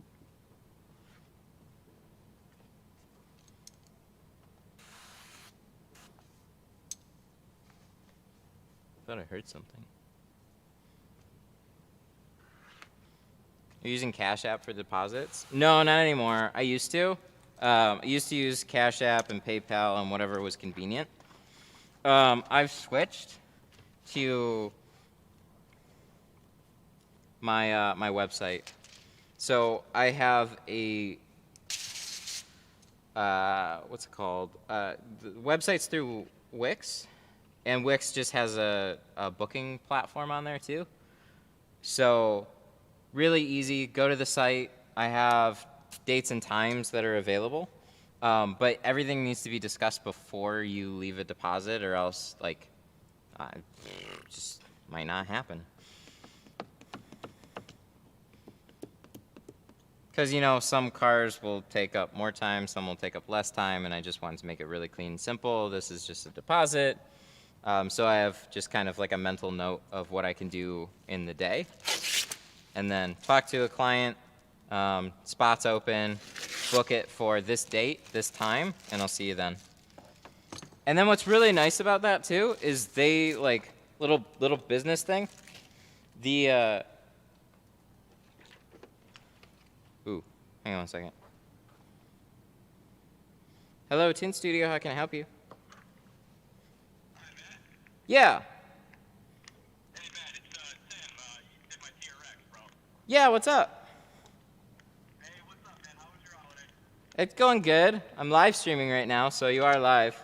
Oh, I'm sorry, dude. Yeah, I won't keep you. My passenger window, Uh-huh. the other day, there's guys that were cutting lawn in my neighborhood. Oh, no. Off the rock. Hit the passenger window. Now the thing is spidered in it. Yeah, I gotta get that fixed, Matt, but I was just wondering, like, I know I just recently got this done. Are you guys gonna charge me to refix that, or can you do anything to kind of hook that up? Because, I mean, I haven't even had these bits done along with you guys, and I gotta, put on the comprehensive for the insurance, getting the window fixed. I don't know how this works, Matt. You would know, so I wanted to call you and just see your thoughts and, what could be done. I mean, yeah, there's usually a charge along with it because it's just like, I feel bad though. What's up, brother? I couldn't really hear you get cut out. Oh, sorry about that. Yeah, your phone's a little choppy. No, what I was saying was there's usually a charge with it. I feel bad though, because yeah, you just had that done. Normally it'd be in carbon, what is it? Normally it'd be like $60, no, 65 for that one window in carbon, because it is carbon. I don't know, I can cut you a break or see what I can do on it. Give me a discount, Matt? Like, I don't want to just make you do it for free either, but like, can you maybe lower the regular price? Yeah, well, I'll talk to you about it off stream. Does that work? Yeah, my bad. I didn't know you were streaming. All right, man. I'll talk to you later. I'll give you a call tomorrow. Okay. No, I'll call you. I'll call you after I'm done this one. We'll figure something out. Is the window replaced already or not yet? No, the window hasn't been replaced. It's got to be replaced. Oh man, that sucks. 'Cause you just had all the body work done on the other side too, huh? Yes, sir. I'm so sorry. All right, we'll figure it out though. Yeah, I appreciate you, man. I just didn't want to, bother you too much during your stream. I'm sorry, man. I didn't mean to. Oh no, it's all good. It's a business. I take care of the people that I tended for. I just like, yeah. As far as fixing the one window with it, I mean, I'll probably just end up doing it for you. I just wasn't sure right off the bat what I'd do, but. I'll still take care of you, too, man. Don't worry about it. All right. I appreciate your time and being able to get me in when you can. First, I got to get. I'll just find an auto glass place. I'm going to call my insurance company, and then we'll go from there. I'll give you a call very soon. Okay. There's one that I'd recommend too. Symbol Auto Glass over in Shelby. They're a great shop too. So if you don't know where to go. Oh, okay. Yeah, what do you call them? Symbol glass? Yeah, Symbol Auto Glass over in Shelby. They're the ones that I was tinting for. They're a fantastic glass shop. So. Okay, thank you, sir. And is that TH, like as in the, or symbol, like SYM? SIMBOL. Wait, what was that? I couldn't hear you. Sorry. Symbol SIMBOL. Okay, I got it, man. Alrighty. I'll let you get back to it. I appreciate your time as always. You guys are the best. The tint job was great too. Obviously, it's incredible. So yeah, just this little mishap happened with this dude hitting a rock in my window. Aw. Well, I'm glad you like it, man. You have a good one. Alright, see ya. Alligator window tint super chatted $4.99. If he has the receipt, some insurance companies will reimburse you for it. Alligator. Alligator with a 5. Thank you. If he has a receipt, some insurance companies will reimburse you for it. That's good to know. I don't know if they'll do that in Michigan because it's technically illegal without a doctor's note. So I don't know if there's any way they can finagle that one, but that's good to know. That's usually one of those things where it's like, I'll usually just do it. Or at least like, you know what I mean? It was such a, yeah, I don't know. You just kind of put it in the spot. He didn't even have it for very long, so I'm always sympathetic at that. But it was a $90,000 truck, so come on now. I'm kidding, it's okay. Yeah, it's just a bad situation. How much does your site cost per month to have up? I don't know. That's a good question. It just kind of charges me now.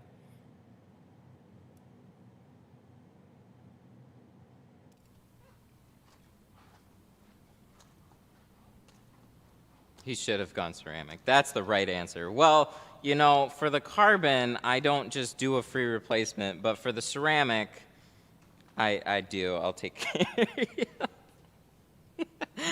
God, I'd be such an ass for that one. Glad you guys could hear something like that. No, it's, I wasn't sure what to say exactly, but just because it's like, the time, it's not going to take long, but it's just setting up the day, the time to do it.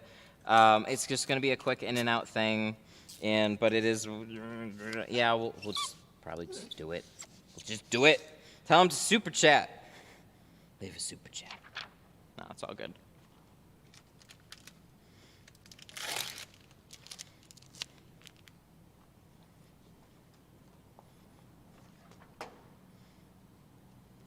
You have Twitch and YouTube sync? Yep. Yes, sir.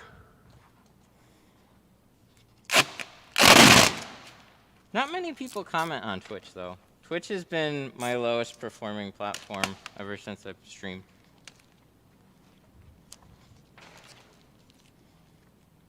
Is GeoShield as good as Expel? Whoa. That's implying that Expel might be better than Geo. That's just crazy talk. That is the other way around, sir. Thank you.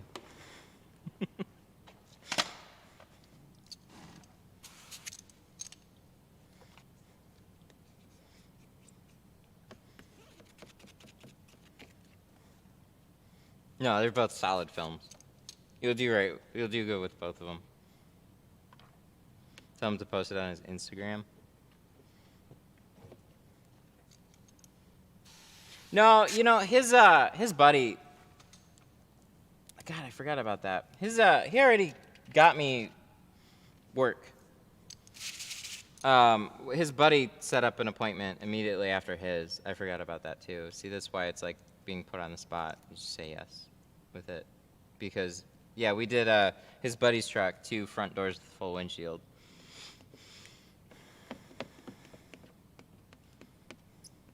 So there's those little things that you can do. Like, you have that initial, like, yeah, I should charge for this. And it's just, no, you got to take care of the people that come to you because they will refer more people to you because why would they refer them to anywhere else? And if they're really happy with the work and the job and everything like that, that's a big part of the business is referrals.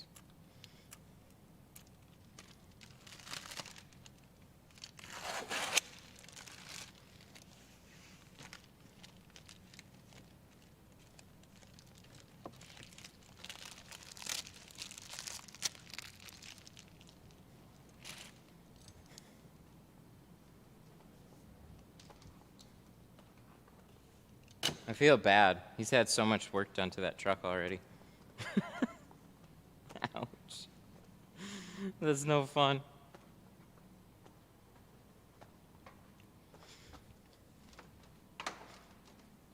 Got it back from the body shop and somebody busted out a window.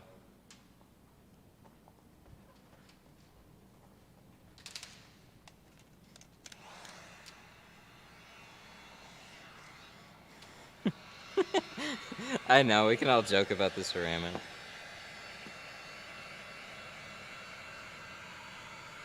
Should have gone ceramic.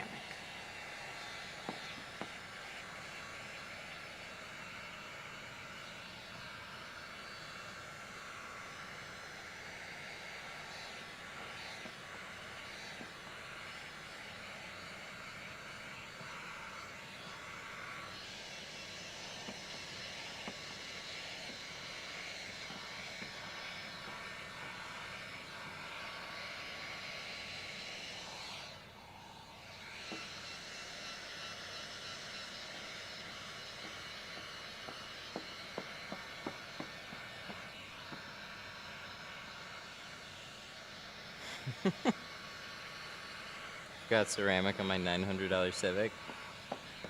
Worth it. I have had all sorts of people get ceramic. There's always that, like, you know, you get a nice car in, and you're thinking, like, this guy will get ceramic. No, it gets your cheapest film. You never know who's going to get ceramic. Gotten all types of older cars with that have gone for ceramic. It just depends on what they value. For some people, it is just the literal coolest thing. That sounded cheesy. No, but really, it's like, put their hand in front of that heat lamp, and it's just like, whoa.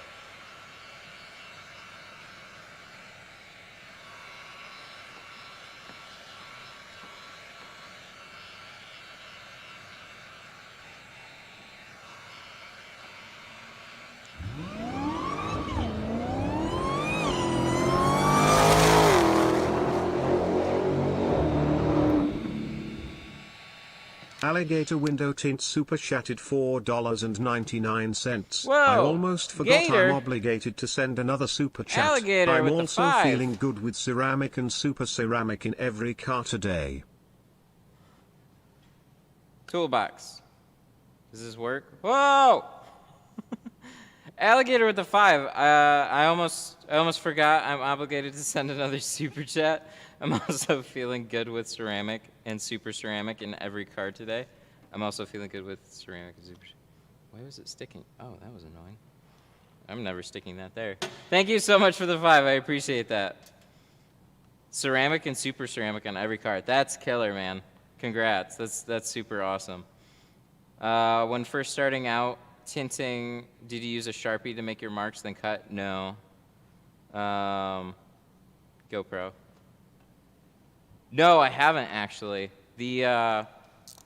I didn't see the Sharpie thing until much later on. I think I assumed a lot of people tinted like I did, because around in the north, this is pretty much the way that you see most people tinting. So I didn't really think about it, and then I saw a video, and it was like I always just kind of watched the first little bit, and it drowned down so long before it got to the actual tinting part. I just didn't watch it very much, and then I came back to it one day, and I was just like, oh wait, what? First thing you do is take out a marker and start drawing on the film. I was like, that's just gonna take a while. And it can. I've figured out there's ways to make it faster, which is good. So you can mark your patterns, turn around, put them on a glass board, straight edge them, and then throw your pattern back and cut out the top edge, and it really doesn't take a lot of time, but I never did it that way. Mostly because I was tinting in places that didn't have a glass board. So, you know, if you're jumping around from shop to shop, man, you're lucky if they even have space for you to pull in a car and open up the doors. Which you would think would be a given, space for a car. Now, set up extra things for the tinter. Yeah, you're never even tinting in the same spot. We need you to tint this car over here. Okay, when you're done, you need to go all the way to the other side, tint that one over there, and then we got another set of doors outside for you to go to. And you're like, I need that pulled in. They're like, all right, I guess we'll try and figure out how to do that. So obnoxious. So yeah, what's funny too is the glass shop symbol.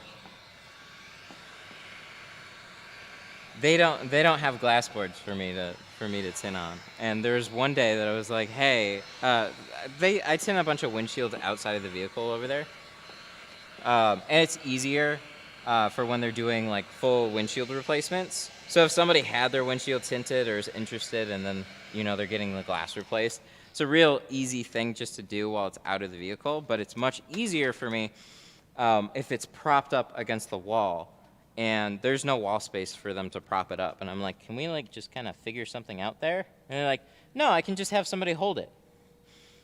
Yeah. And when all your people are busy doing something else, it would be nice just to have a spot against the wall or whatever they could just like lean the glass against, and then it can stay out of your way. And they're like, no, it's fine. All right. Yep, that's fine.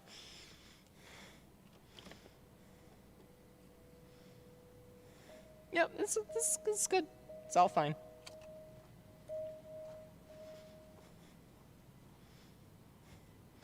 Front windshield. God, I really got to clean up this place. All that's from mostly this toolbox. That was fun. Front windshield, yes, we are. We're going to do that. We got to do that. Front windshield, and how do these seats? Oh, that's just for the middle. That makes more sense. It was like, if there's one on this side for these seats, there should be another one, but that'll make me go in the trunk, won't they? I remember this one now.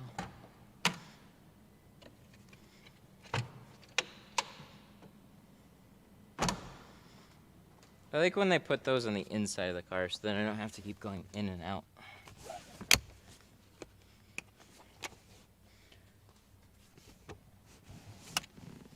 Oh, that kind of clips together. Interesting. Headrest. We can take our towel, we can throw it up here. Yay. This one is not mine. That is his. Headrest.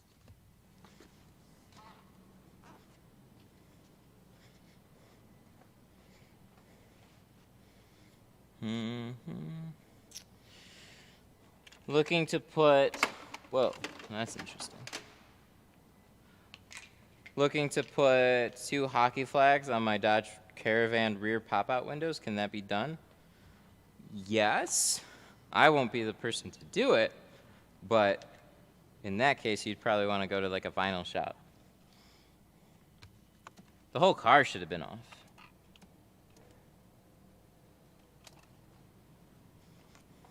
We're done with the doors. Not sure how that got flipped back on.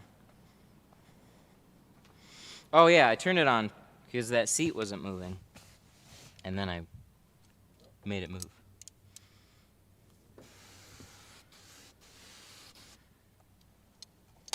Is this the last stream of the day? I sure think so. I think it's the only one of the day.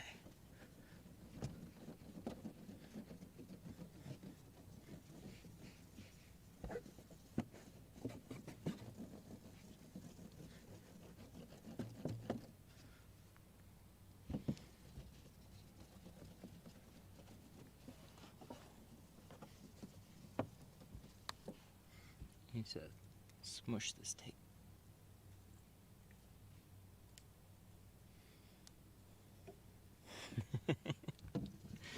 Do you ever have the car battery die while tinting? Nah, this never happened. Never happened on stream before. That's crazy. Yeah, especially in winter. Especially when you have older cars. Some are more notable than others. Like, some you just kind of like, I'm pretty sure this one's gonna die. I had the battery die on a Porsche the other day. That was fun. It was a 2006 Porsche. It was the 2-door. It wasn't like a 911. It was cheaper than that. It was similar to the Boxster Cayenne. Is the Cayman the little 2-door cheaper Porsche? But it was like a 2006. And frameless doors. Key didn't need to be on, but the fact that I just left the doors open killed whatever battery was left in it. They said I had a hard time starting, and I was like, oh, well, that's a good thing to know after it's dead. Be careful on jumping those things too, by the way. I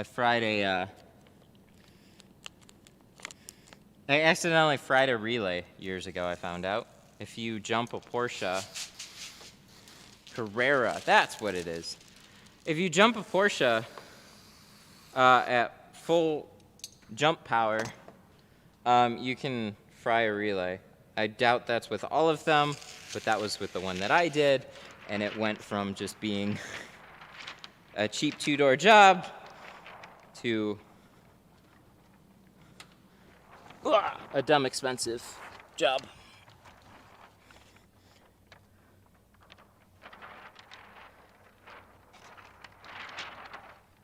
Oh, hey Gator, by the way, I actually filmed the K5. The footage is sitting on a GoPro right now.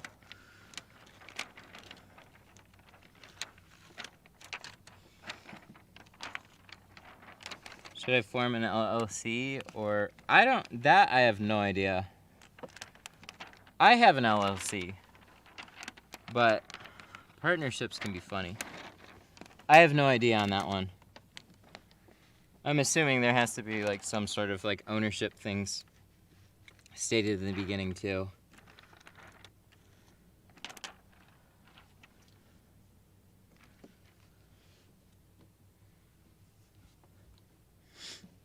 I don't understand why you don't reverse roll. I learned how to do everything this way.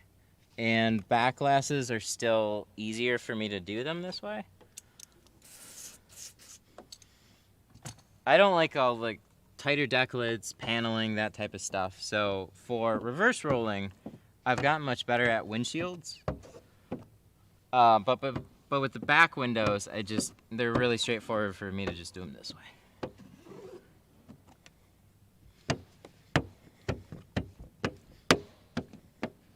And it's a little quicker and simpler.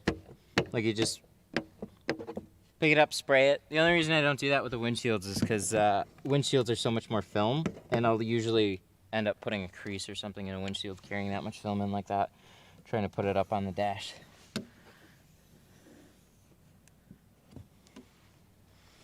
There's just less to it. And I like the speed. Windshields I charge more, like for just the windshield, where like got used to like, you know, full cars. Like full cars are like $250, and windshields are $150. So like that's not exactly the same. Like, why is a windshield so much more money than it is to get like the rest of the car tinted when there's more windows, that type of stuff? So it's like there's just more involved, so slow down a little bit more with it. But if you reverse roll the back windows, that's cool. I know there's a lot of people that do. I'm just not one.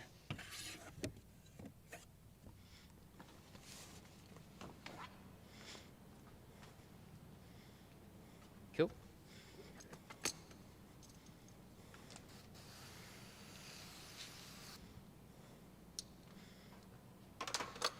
All right, so we're gonna clean this one up. We have all these sides and the back basically done now at this point. And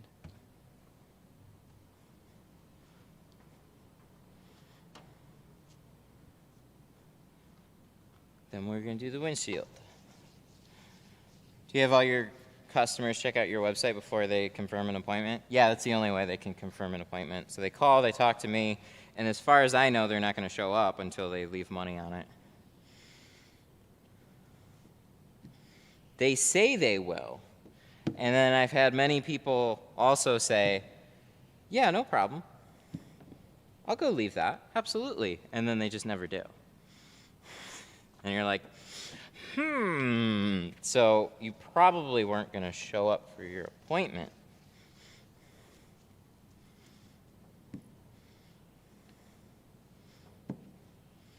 It has been, like, it doesn't happen as much anymore. I don't know why this was such a problem in the beginning, but there were some, like, it still could happen again. Probably jinxing myself. But there were some people that would wait till, like 2 days later to leave a deposit. And I was like, whoa, that is not how that'll work. Because if they're just, like, casually leaving the deposit, like, days later, then the spot can easily get taken in between now and then.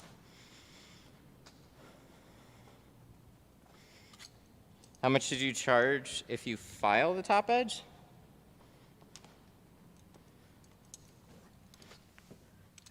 I don't know. I honestly don't know what you should charge. It's something that I don't just do right now. So that one will be up to you. I had one little overlapped hair right at the top. It just pulled right out of there. Good deal. I like it. Glad that was on the top and not in the middle. I'm really bad at remembering comments that were asked like 10 seconds ago. It was a comment that said, I know you get this question, I know you probably get this question a lot, and I was gonna answer it and I forgot what it is. Do you prefer, baby shampoo or Dawn? I use both. I preferred baby shampoo over Dawn, but I actually add both to my bottle for the films that I'm installing right now. Just works out better that way. A little bit more sliding. With Dawn, things seemed a little bit more sticky. Baby shampoo was a little bit more slippery. But at the end of the day, adding both of them together with this film seemed to just do a little bit of magic. I don't know why, but it did.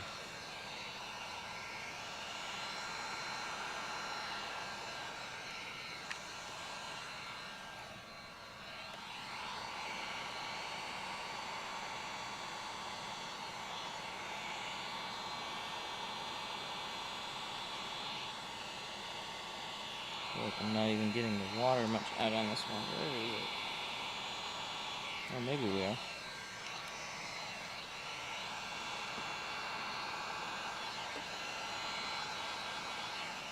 So we got a couple little folds that we're going to be pressing out here.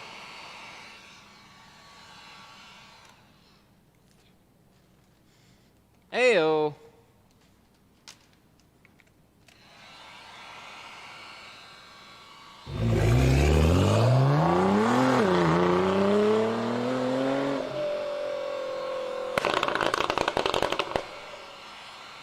Alligator window tint super shattered $19.99. Back to the Porsche key fobs.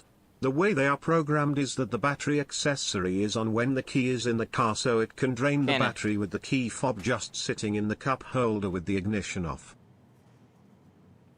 Wow, that sounded incredibly smart. Alligator with the 20, thank you. Porsche key fobs, they're programmed. Battery accessory is on the key in the car, so it can drain the battery with the key fob just sitting there. Wow. So just with it sitting there, not even on, it'll just drain it. Smart Porsche, good job. That was in a 2006 too, which was crazy. I think the interior lights were on. I learned that from Tinting for Porsche. That's, I don't know why they would have it designed that way, but I'm sure they got a reason for it. That sounds dumb. But hey, it is what it is. Thank you so much for the 20. I was trying to adjust this too. This is fun. Germans. This is the way. GoPro.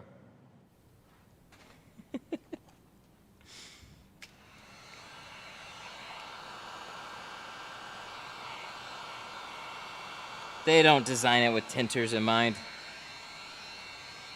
Bastards. Alright, so how are we looking over here? We're looking good. Good, good, good.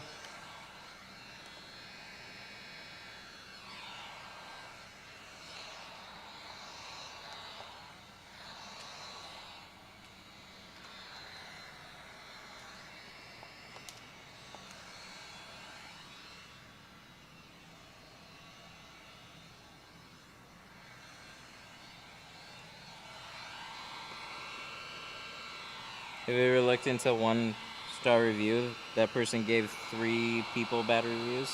3 tint shops? Oh. No. No, I don't even know who it was. It was just like, oh, well, that's kind of annoying. Oh, well.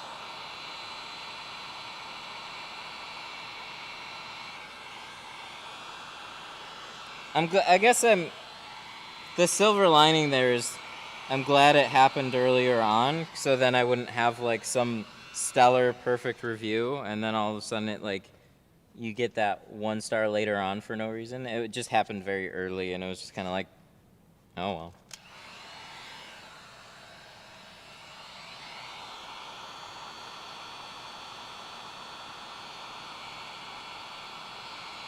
Can you guys reply, or is it only the business owner can reply to it? Because I don't think I even replied to it.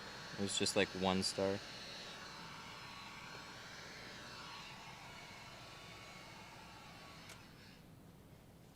Sweet. This is looking pretty good. What is that?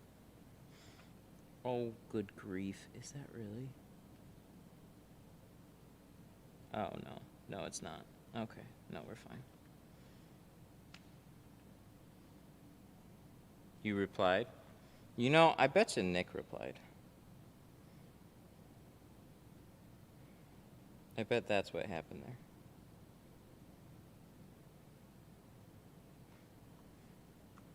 Oh shit, no, that actually might be. I was wondering if this was just like the way the film was there, or if it was a hair. And we can save it. I think that's... I can't see it, and then I can. I wonder if we should redo that. That probably means we should. Dang it! Well, so much for that.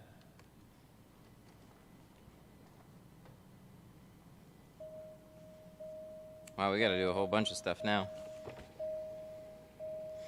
Oh, now we can look at it better. What are you? I suppose we could have rolled it down. I don't know. Kinda looks like a little, like, zoop. wonder if that was from maneuvering the film, or I wonder if that's little hair. Kind of looks like it could be one or the other.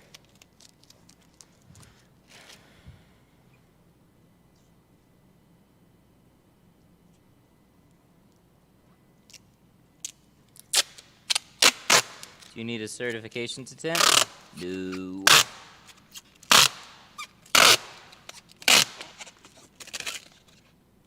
No, there aren't any standardized certification programs anyways. There's like, companies will have some type of training program for their films, or just like a how to tint.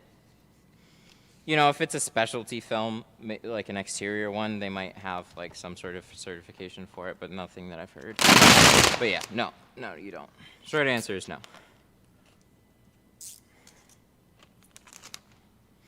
We have to shut off the lights before somebody in chat yells at me. Who is a better quality tint, Lexan or Tint Club?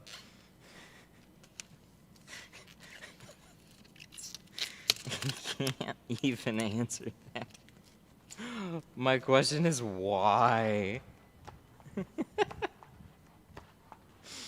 You get like one film that's like dirt cheap, and the other film advertises themselves as some like secret hidden industry thing that gives you cheaper film without a warranty when they don't really.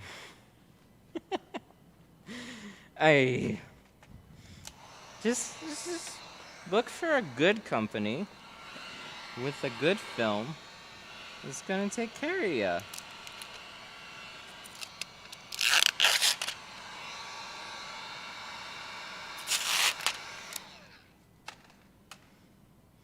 One of them is like, they're not super well known for great warranties, and the other one is like, oh yeah, if you want a warranty, you have to pay. You have to pay extra for that.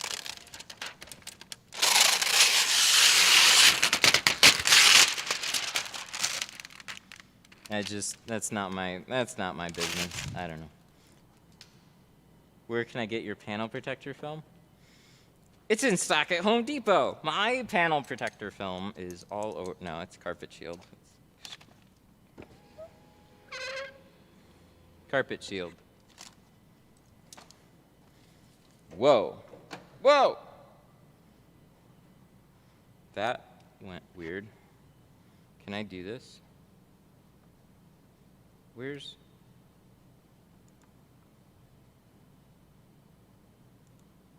Here. Where's the delete? Carpet Shield. Hey! Did it work? It popped up there. And now it's gone. Carpet Shield. No? Really? Is it Carpet Shield? Oh, I don't know. It's got a problem. What happened to the window? Unfortunately, I found something that I didn't quite like, so we're gonna redo it. There's like a little swoosh. I don't know if it was a hair or it just like slightly creased in a funny way. Just did it in a weird spot, so we're gonna redo it. It's funny too, because it was the one I was literally like doing like basically like an installation video on. Damn, feels bad, man. So most of the time, you'll be able to like see that stuff after you do the window, and then here and there, I don't even know. Window will think it's great, and then you're like cleaning it off, and the next thing you know, it's like that's when you see that one thing, and you're like, ugh, of course. Of course. So now we got little glue bits left behind from the prior film, so that's even more exciting.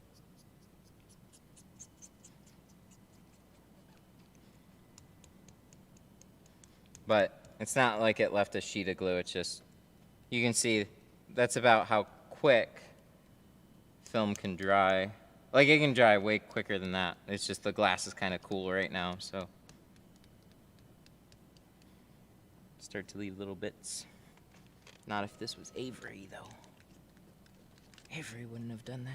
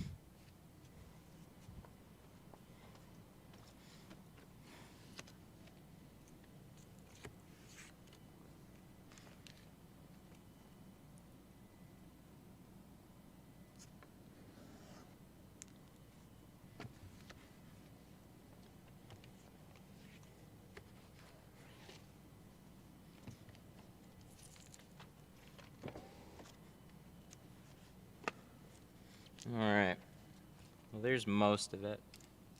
We'll go over it right before we go to install it, but that's the majority of it. Sometimes little glue bits will hang out until you like squeegee them off.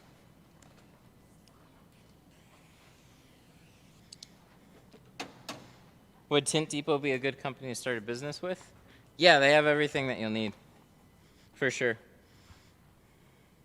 Ooh. Ooh, do we? Or are we at the end?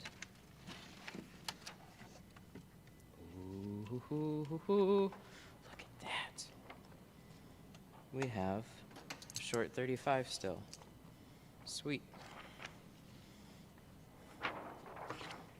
Yeah, Tint Depot, you can definitely, like, they have good films. They have all the tools that you need, minus a few. But yeah, they're a good company. For sure.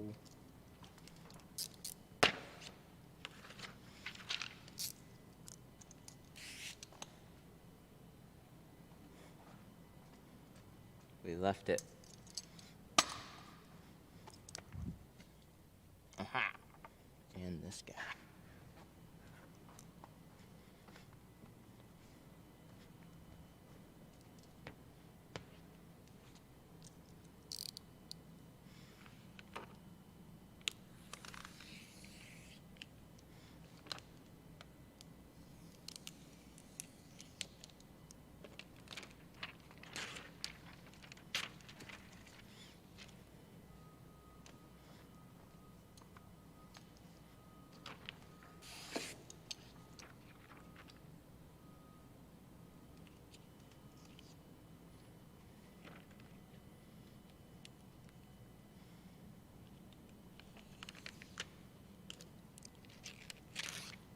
Using a 20-inch roll.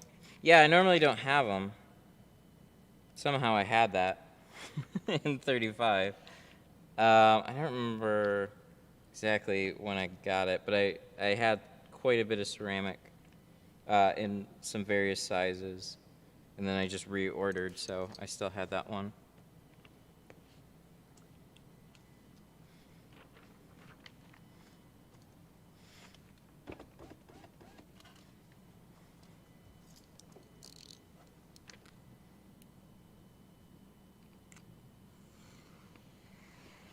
Do you have a video of the tools? I do, actually. Search window tint tools and you'll find the video on the channel. There's like tint tools of like 2020 or something. Might be 2019, but most of what I use is the same. I'll buy them when I go on sale. They're not gonna go on sale. Not really. It's not how tint tools work. Tint tools are a different product altogether. They're not super expensive, so, and your competition is very different. So sometimes you'll have like sales from the suppliers, but they're not gonna be super common. Like window film tool companies run on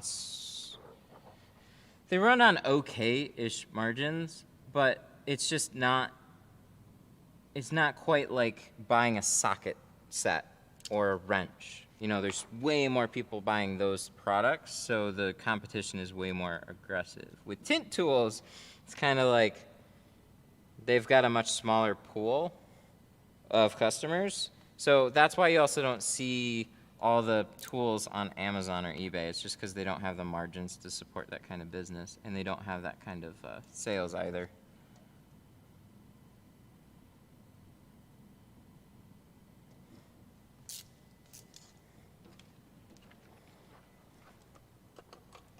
Just get them. They're not expensive.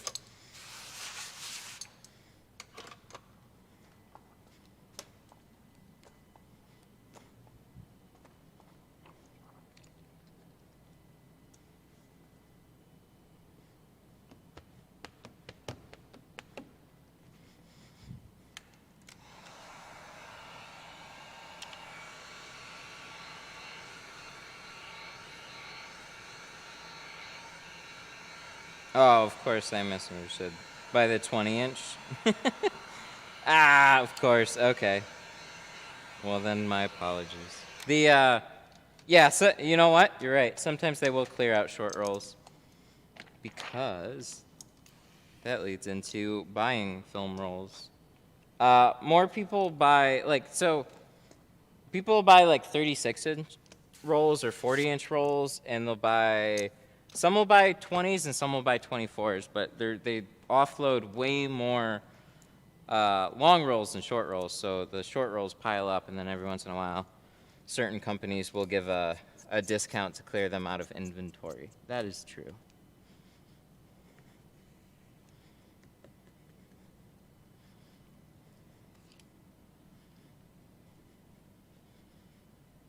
You know, I used to order from some places, like they didn't do this anymore. I was really surprised. It was cheaper to buy 60-inch rolls.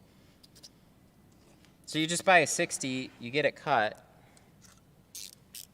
and then it would give you a little discount, and it would solve inventory for so many film companies. And I don't understand why they don't do that anymore, but I mean, apparently whatever they're doing is working for them, so.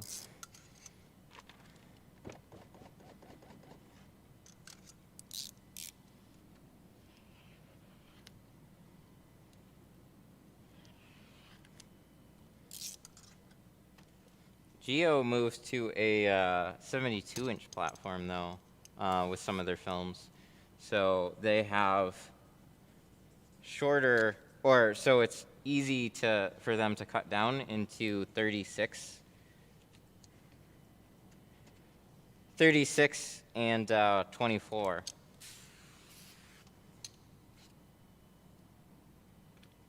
Look at that. I got you guys right there now. That's so convenient. I can read it.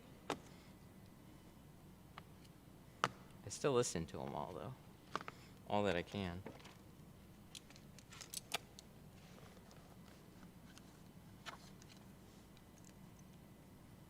No, I don't want this one. I want this one.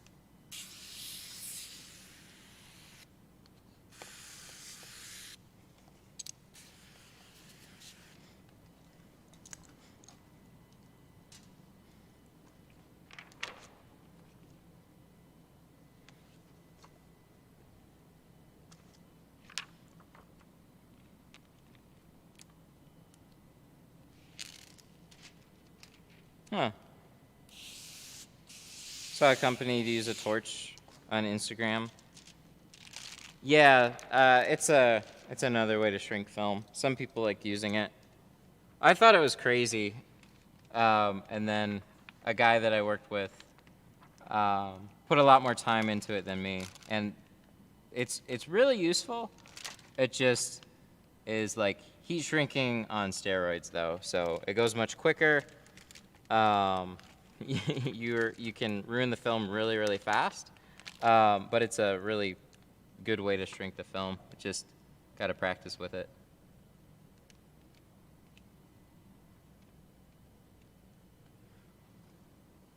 I don't do it because I wouldn't suggest doing that for practicing. Maybe we'll play around. We've played around with it before, though. All right, this is number 2.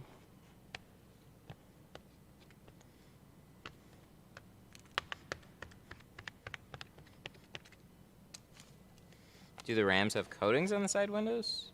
No. No, not that I've ever seen. That was just a Toyota thing. So far, anyways.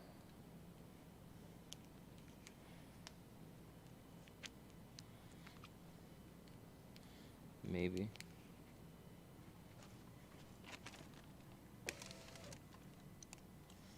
What trainings do you recommend for getting started? Get some film, play around with it, see how you like it, and then try to do as much as you can right in the beginning on your own. Just like get some film, try and tint your own car, try and tint some friends' cars, and just kind of go from there. And then after you've messed around with it, look into a class. You can do a class right away, but it's good to make yourself a little bit more familiar with what you're going to be working with before you just kind of jump into a class. But there isn't a lot for classes that's really available. Mostly they're either going to be like a 3 or a 5 day class. You can learn a ton out of a 3-day class though.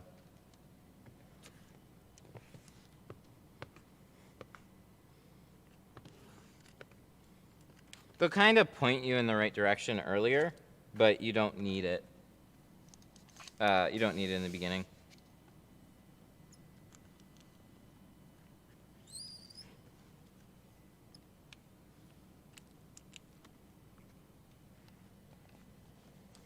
I'm iffy about that squeegee already. I used to use those a lot, and I like them. I just did a door window earlier today, and I scratched it really fast.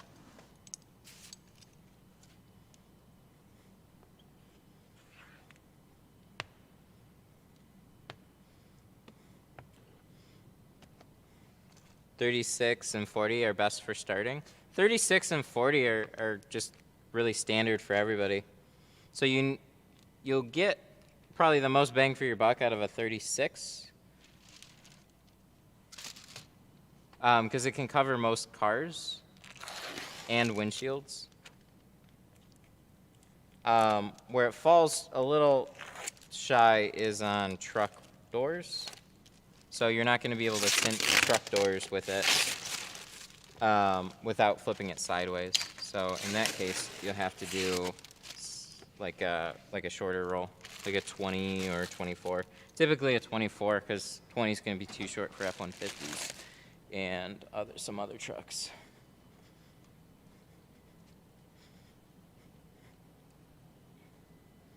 All right, let's see how we did.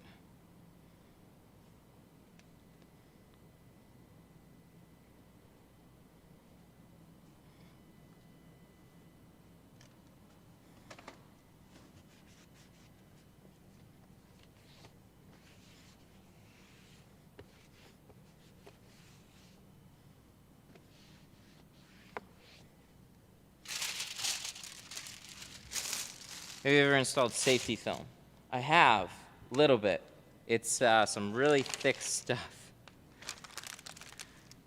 Avery had this film that we tried out quite a while ago now. It was a 4 mil thick film, and it was made for exterior, or for interior. Sometimes just from where it comes from, they do a layer of exterior film and a layer of interior film to make it as bulletproof as possible. So they had this 4 mil thick film for the interior, and I tried to install it like regular. And going from 1.5 to 4 mil, that is a big jump. So I messed around with it. There just wasn't much of a market here for it, so that's why it didn't really. Why it didn't really take off. And it was blurry, so the whole blurry part was a big deal breaker for me. F-150s and 4Runners, you don't need to shrink the film. I still would, but yeah, you technically don't have to. Whenever you get into taller truck windows, some of them are fine without having to shrink them. But usually it involves like pulling panels too. So those two things kind of work together. You pull the panel, lets the water dry out really nicely along the bottom, so you don't have to shrink the film a ton. But there's so many doors that you have to shrink. I don't know. It's kind of a doesn't take long to do, so you might as well just do it. Not worry about which ones do and which ones don't.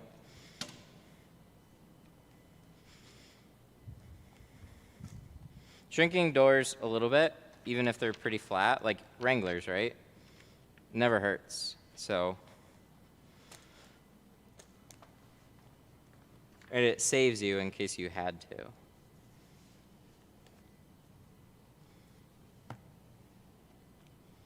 All right, 50.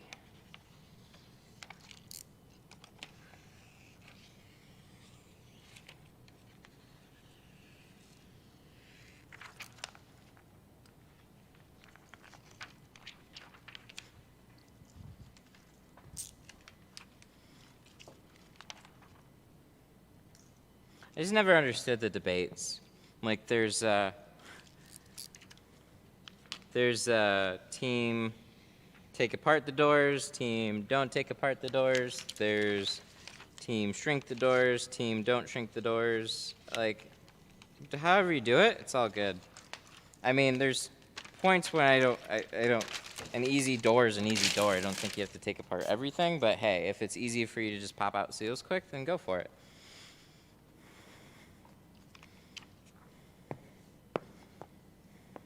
But yeah, there was, when you start like bringing up shrinking in like the Facebook groups, it gets so like polarizing for people. Like, I don't ever have to shrink doors. It's like, okay, cool.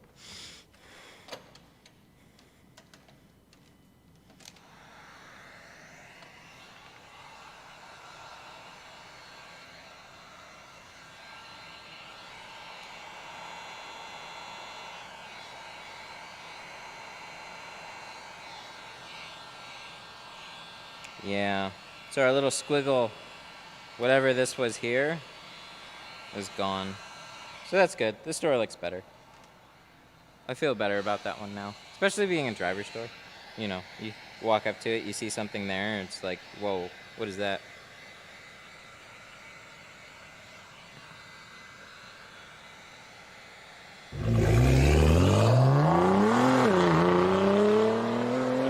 Super chat. D3 kills easy super chatted $20. The kills is here dropping that fat like for you, keep the grind going. Hey, thanks, man. D3 with the 20. Right? Yeah, 20. God damn, thank you. Really appreciate that.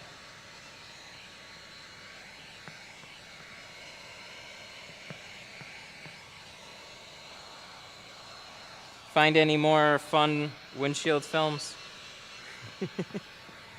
We just did. I actually just heard back today from the guy we did the chameleon film with, and he said that one has dried out perfectly fine. That one's good. So if you do the lighter ones, apparently that's gonna work out okay. It's the darker one that just doesn't have a good adhesive? I don't know. I don't know what the deal is.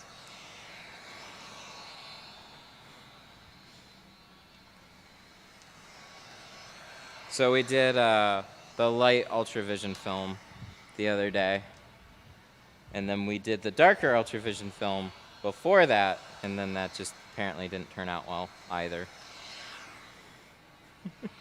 But the lighter stuff, I don't know. I still saw some spots on the ultravision, like basically manufacturing defects on it.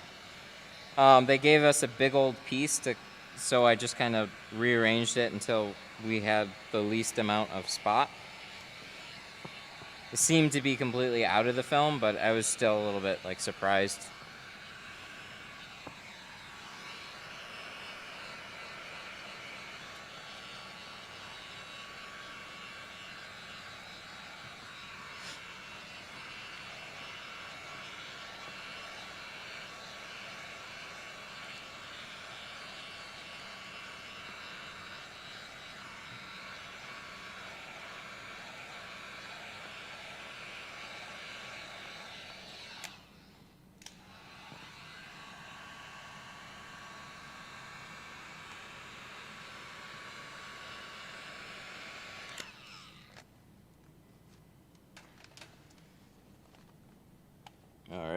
cut this shield out.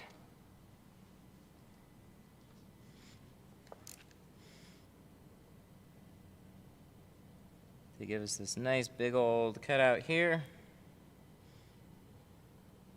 A lot of room on the sides too. So this windshield should be pretty straightforward.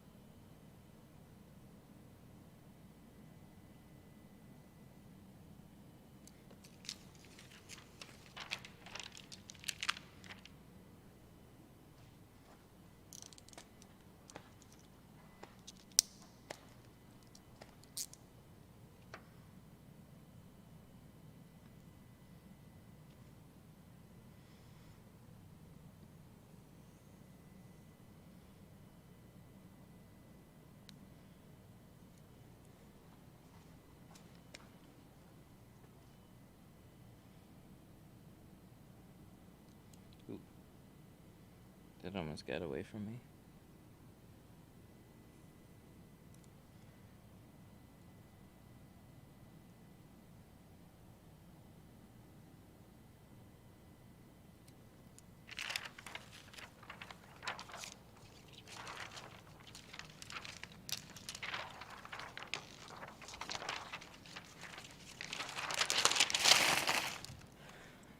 Sweet. All right, where's our center?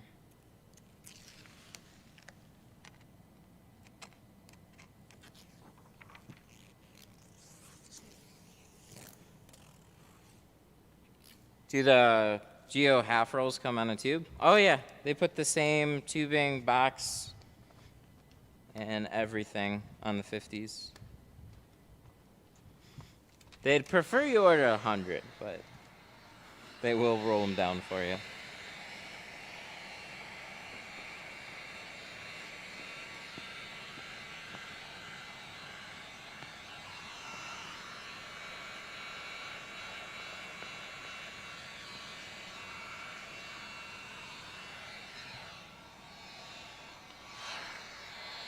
Is it possible to shrink a Porsche Targa?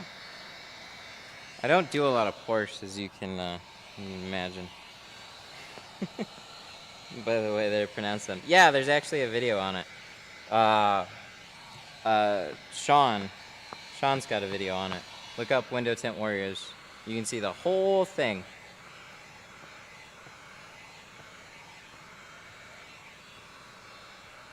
I think he even takes part of it apart.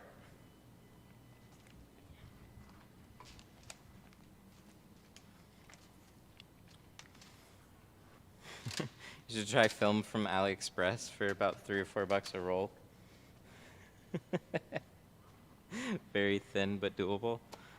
I feel like I messed around with films from there already with just some of the stuff that I played around, but yeah, I haven't ordered directly from them. I ordered from a Chinese supplier. I got the cheapest film that I could find from a supplier. It was Landed. Landed was $70,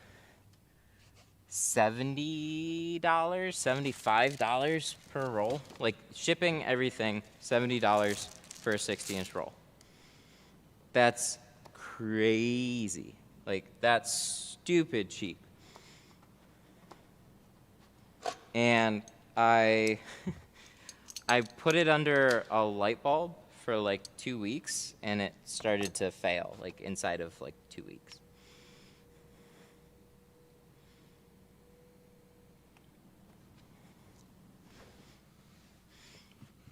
I was trying to find basically the cheapest training film that you could use, and that stuff kind of worked.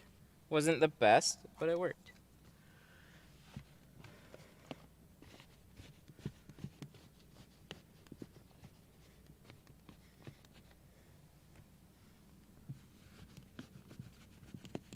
$63? Yeah, there's a race to the bottom. There's definitely some cheap films out there. That's yeah, that's stupid cheap. I get annoyed with the boxes though. I don't like shipping it. What was it? Nextfill? Oh yeah. Oh, Nextfill out of California. I've heard of them. I forgot about them.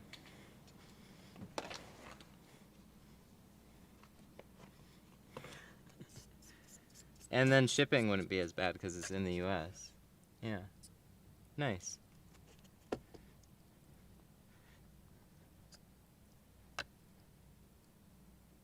I was trying to get a hold of like some company's B stock, but it was kind of like they didn't really have anything.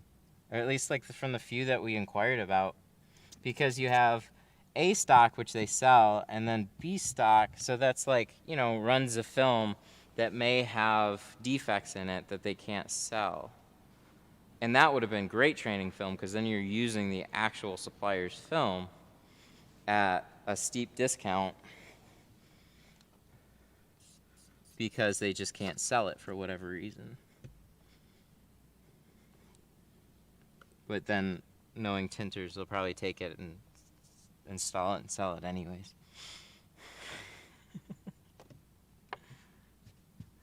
It's probably their thinking on that one.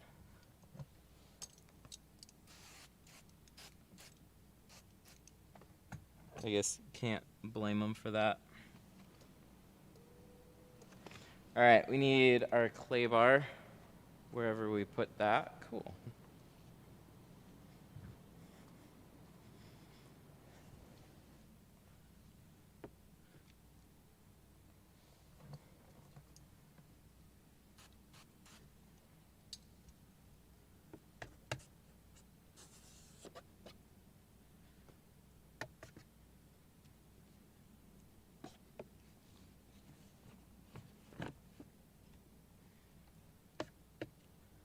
Hey, that's cool.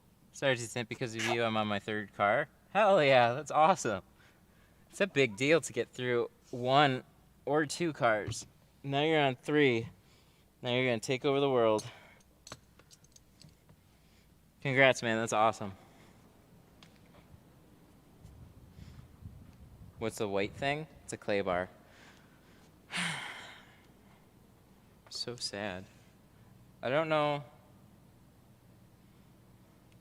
when this happened, but my my RGB, I think it's the power supply. It's blinking a little bit. Looks like it. Like I even unplugged it, and somehow the light was still blinking a little bit.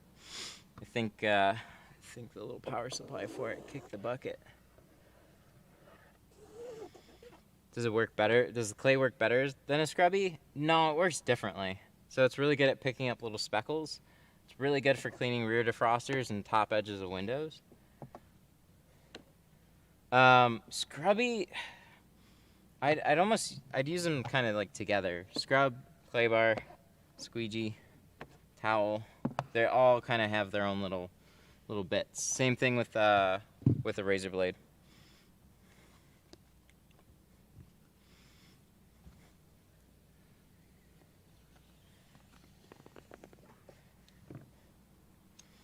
I copied you and bought the beta cart. Really steep price.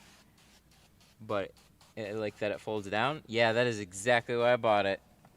That's that's cool. Yeah, that cart, it was just, I wanted like a table to take with me that was all part of the toolbox because I was trying to make a mobile streaming cart actually. So I wanted somewhere to kind of like put the laptop and like put a camera on like a little arm. And I just kept using it. So little heavy with everything, but it's pretty cool. We upgraded the streaming cart though. We upgraded to that guy over there.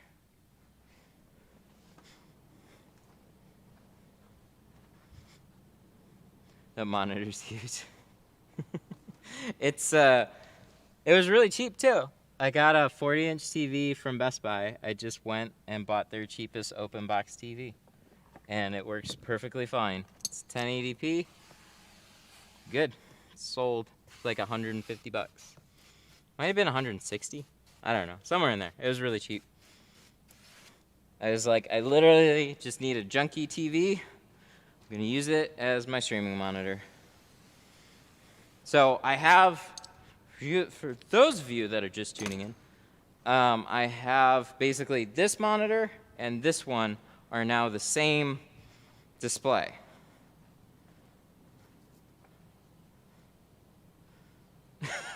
You should put ceramic on it. Why, for the love of God, would I put ceramic on it? Yeah, but so this display is the same as that display now. So they're the exact same. So I'm going to have keyboard and mouse here. So I can control my stream, and then when I'm over there, I can control it over there. And you might think, like, hey, that seems redundant. Well, whenever I have people asking questions or super chats that I miss, I always have to run around the car and check out that screen. Well, now I have one over on this side, and I can move it around. So we're also going to put a little camera there. Efficiency. It's worth paying for efficiency. Your time is invaluable.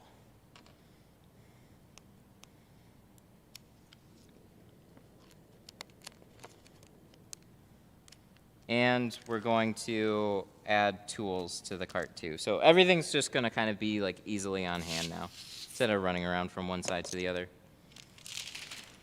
First world problems. Well, yeah. Streaming problems, man. I don't get to be a game streamer that just sits there at a desk. I gotta like move and shit for my job.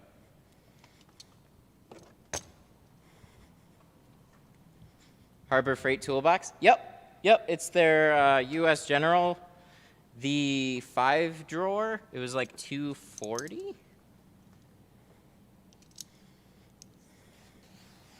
I'm gonna take off a couple of the casters and put some other ones on. So it's got, one side has like the swivel casters, and the other side has the straight casters. So I'm going to change those out to be all swivel ones, so I can just basically push it straight back and then pull it forward. So I'll got some wires hanging off of it, so a couple HDMI cables, power cable. So I'll be able to kind of move it from there all the way back to over there. I might even add some lights to it. I'm not sure yet.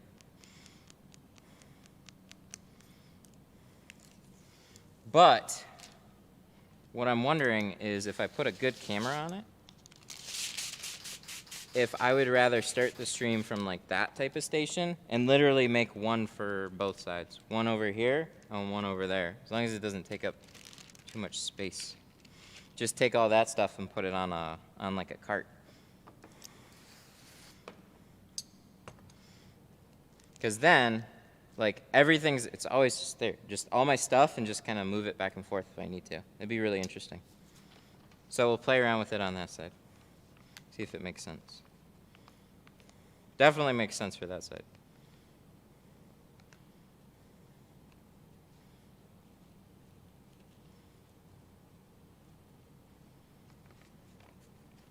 That's a fun business expense right there.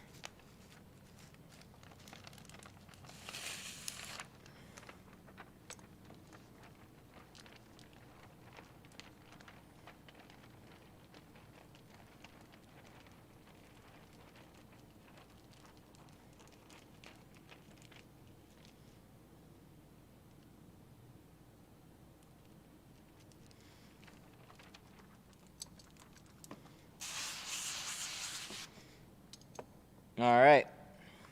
So it's go time. No, we're dripping.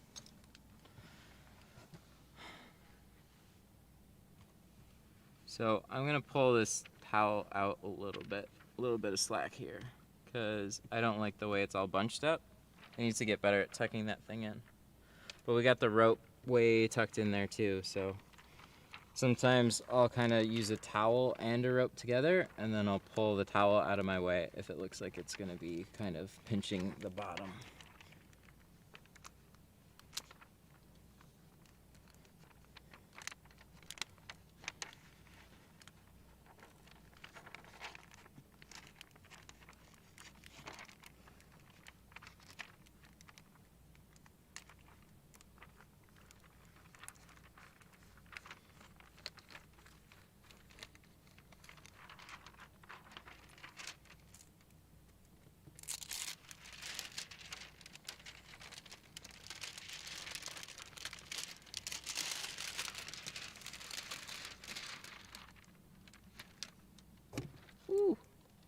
Nice. See how that just lays there? I point that out because with the chameleon film, it curled right back in. And some films will do that. That drives me absolutely crazy. If you have film that's like curling in backwards on you, you're just in for a tough time.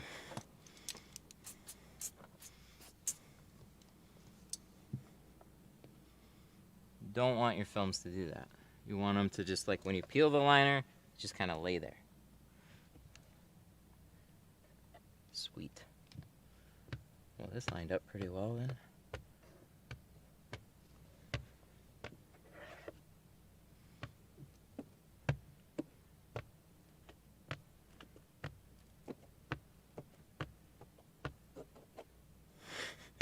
Chat.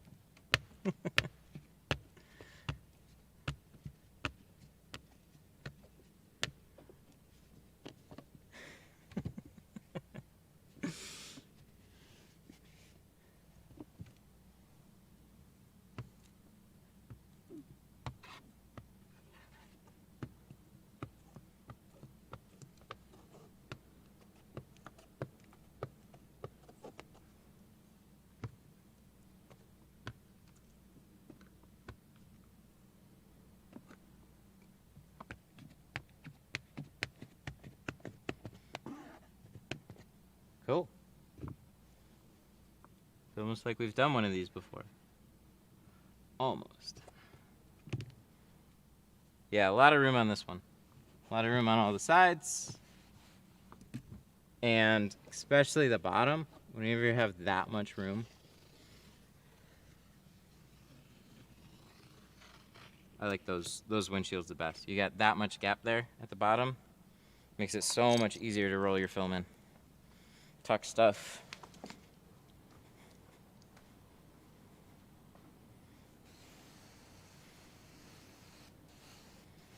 Whoa.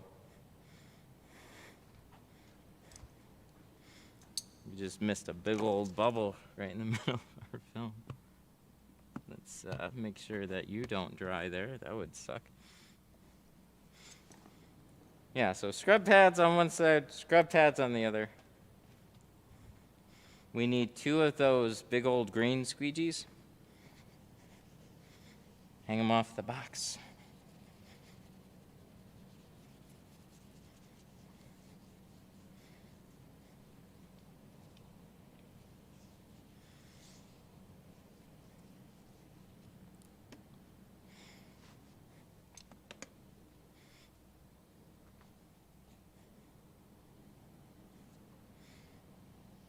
Any update on the Ultravision? Yeah, actually. He messaged me a little bit before I went live, actually, and said everything looks great with it. So he doesn't have any haziness. It's clear. None of the edges rolled on him. It all just worked. So he's very, very happy with it. So their lighter stuff, I guess, is okay, as some shops have been saying, just their darker stuff. But that kind of freaks me out still. Because, like, okay, why would your darker film be different? Like, it's obviously the adhesive, so why is the adhesive changed? I don't know. It's worrisome. So I still stand by, like, I'm not going to stock it. If it's something you want to bring in, I now have a thing that I can kind of recommend. But I'm not going to pick up 3 of them and leave them here and risk ruining my business on it. If you want to do it. I had a problem with the 55%. Oh, that was the one that went well. I had problems with the darker one, so I don't know. To me, it screams like it's a foreign-made film that's just, you know, sometimes it's okay and sometimes it's not. And when it's not okay, then they'll just refund you your money and give you some new film. That's what it kind of like screams to me, but I can't say that for certain. I know it's said it's made in the U.S. It's just like, is it though? Maybe it is, and it's just poorly made in the U.S. The second one they sent was good. Yeah, then I thank you for that. I just, yeah. So you never know. Like, so what? Just the idea of stocking like what might be okay and what might not be not okay on the shelf is just, it's not an option. So I'll still install it. I can still have a couple of places to tell people like, yeah, I've installed film from it, but it's at your own risk for sure.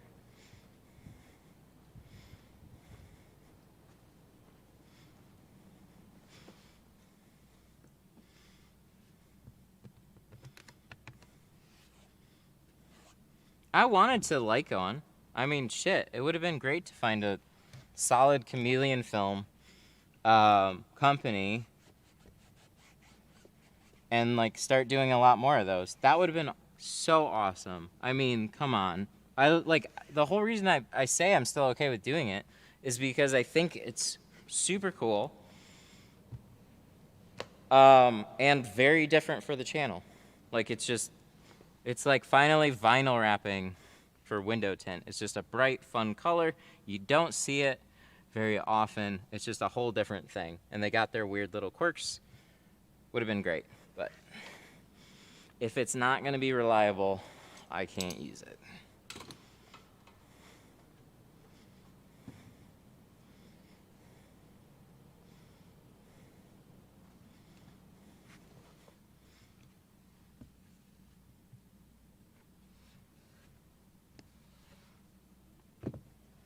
Sweet. Look at that. It's looking good. So, it is what it is.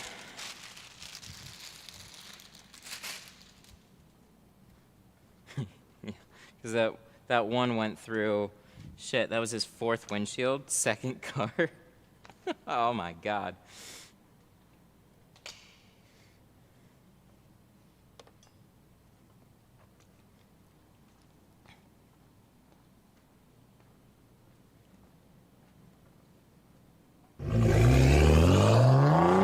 Oh no!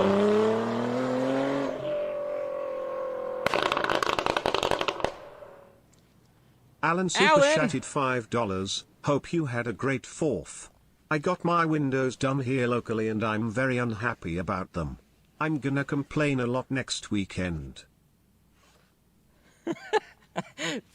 Thank you for the 5. I'm sorry, the way that the voice said it was so funny. I'm very unhappy about it. Dang.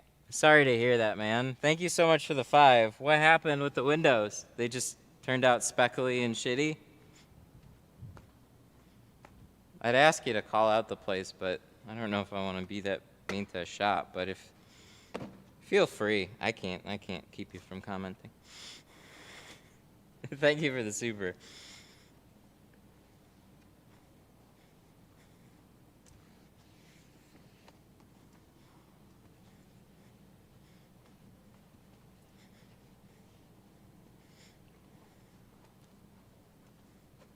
I'm very unhappy about it. Yeah, I would be too.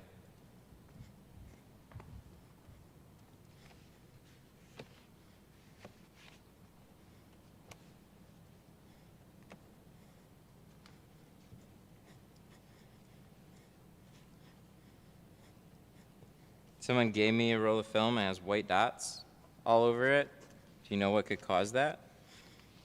Is it dust? No, I have no idea. I haven't seen any rolls with any type of just white speckling in it. Not before it's installed. Almost sounds like it was like some type of dust or whatever just resting on it, but I haven't, that's the only thing I could think of. Yeah.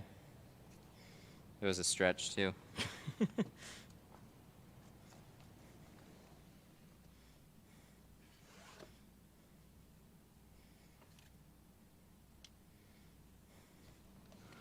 Whoa! Shitty increases and dots, and the windshield has a gap on the passenger side, and the driver's side film isn't even tucked on the A-pillar, and the bottom isn't tucked. Wow. Yeah. Oh. Ooh. That's real bad. Feel free to shout out whatever shop that was.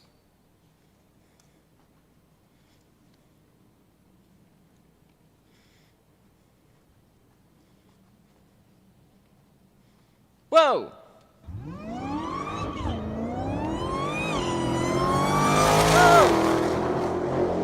Cannon. Whoa! D3 kills easy super chatted $100. Good God, man. Glad you had a good 4th and keep cool. It's really hot outside today. D3. Holy shit. Thank you with $100. Glad you had a good 4th. Keep it cool. And keep cool. It's really hot outside today. It's a little warm in here too. Yeah. 4th it was crazy hot. It was like 90s on the 4th. Thank you so much, man. That's massive. Holy shit. Wow. I really appreciate that. I like the new cart. You go over it yet? No, I haven't. We could talk about it a little bit. We're still working on it. We're almost done this one. What time is it? 4:15? Okay, we still got a little bit of time, but we're basically done. So I got like a little bit of touch up to do. Other than that, it's all done. I win top dono. Oh, dude, hell yeah. Dude, that's a crazy one. Do I have water? Sweet, I do have water. I need water first. Dude, you D3 killed top dono.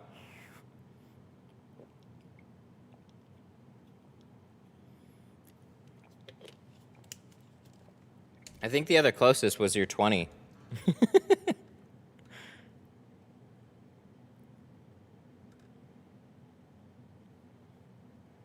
Your hours and Google site don't match? Oh, did I not change it? Oops. Too many things to keep up with. Okay, I can go over the streaming card a little bit. So, nothing too crazy here. This was this is the U.S. General Harbor Freight cart here. It was like $240 plus any like magnetic accessories that you want to add on to it. So I thought these things were pretty cool. I'm probably going to get a couple of these for like glass cleaner cans and just extra stuff. This looked handy for whatever you need to hold on the sides, just like regular toolbox stuff here. They got these flip-up carts or flip-up trays too. You can put them on both sides if you want. So the idea with this was really just I need to put all my stuff on both sides of the car so everything is easy to get to. I don't know how many times that I misplace something and I have to walk all the way around because now I have more surfaces to kind of leave stuff on. I usually just leave everything on my cart over there when I'm mobile, but now I can kind of like leave it all over the place. So I need stuff on hand here and I need stuff on hand over there. So this is a cheap 40-inch TV. This was an open box TV from Best Buy. It was like $160. Perfect for here. It is currently wired up to my PC with a 50-foot HDMI cable. I have a power cord that runs to the box and a couple other cords running to the box too for streaming reasons. But I have another mouse and keyboard coming. So basically, mouse and keyboard here, mouse and keyboard there, both hooked up to the same computer so I can control this from whichever, where's my mouse? Oh, there it is. Okay, it woke up. Yeah, so I can control this from this side, and I can control this like I do over there. I have this camera hooked up right here right now. We're going to hook up a better one. So if I say toolbox, whoa, GoPro. So that's fun. And we're going to put all types of goodies in here, just extra squeegees and stuff. So toolbox has the little locking drawers, which only have the unlock on one side. So I keep forgetting which side that it's on. So yeah, that's basically the streaming cart. So I can then move this around any which way that I need it to. And so depending on the cars that I have in here, I can put it up here. with a better camera working on the back window, or put it on the sides for the doors, and just, it's fun. It's my streaming cart. Streaming cart, toolbox, dealy. So, especially when I'm tinting over here, I can't read anything over on that side. So, super handy to have big old chat window right there, and then monitor to know that if it disconnected from the GoPro or not. So I think I'm gonna have to put a TV over on this side too. I don't know. I'm gonna play around with the cart and see how helpful it actually is. So far, it's been very helpful. Just having things on both sides and having that extra screen. Big help.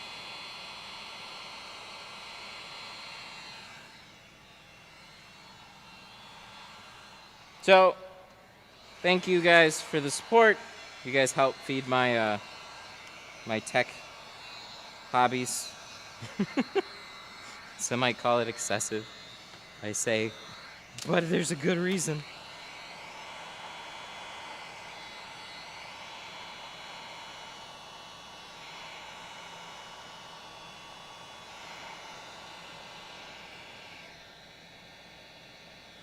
See, I can read that. What's a good pump sprayer for someone just getting started? I mean, I heard it, but still. I always like the little Poly 2s. You can find those on tool sites.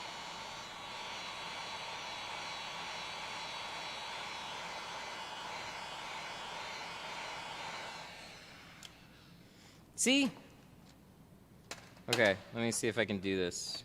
So, what we have? Oh, it's gonna pull it up. Can we? New window? Or is that gonna pop it up? That's gonna pop it up over in the other one. Okay, so we got some little bugs we gotta work out too. Because 2 monitors means that some stuff gets brought up on this monitor. And some stuff gets brought up on the other monitor here. So I'm only got the one. So if we go to, what was it called? What were you looking for? Oh, pump sprayers. So, sun. Oh my God. Yep, we need a new keyboard for sure. What a dumb keyboard this is. This has like one of the weirdest quirks I think I've ever seen. Oh, can I just say, Sun Distributing is hilarious. They have the red dot. Oh, we got a better thing that we can do. Desktop, right? Look at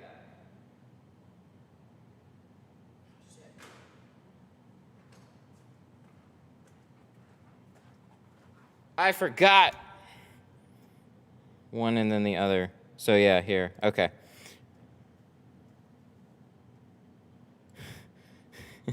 Look at how funny that is. All right. So Poly 2. This guy right here. I used these for years. If you go back to some of the original videos, this is the pump sprayer that I would use. Highly recommend this one. They have the Pump Junior too. I like this one better. I think it's better. Better pump sprayer.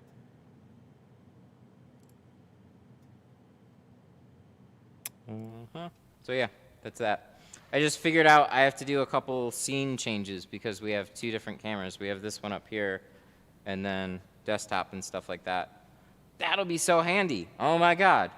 Thank you for asking that. What's the tape you use for outlining the windshield? It's called Glass Aid.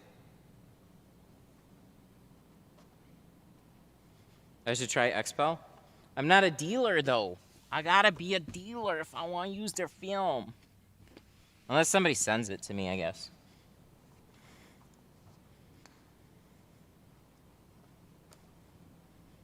That would be like a workaround there, but wouldn't be anything that we're bringing in long term. I'm happy with Geo.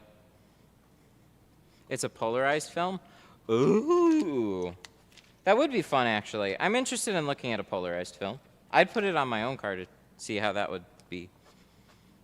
Because they're really like, you know, that was something that kind of I was surprised about when I looked into it. At the time there weren't any polarized window films. It was just kind of like, you know, there's polarized sunglasses. That would be a really quick an easy thing to describe to people, like, hey, what's your ceramic? Well, I have a polarized one, so it helps with visibility. Oh, yeah, most of the window films aren't polarized. Oh, cool, I'll take the polarized one. Easy peasy.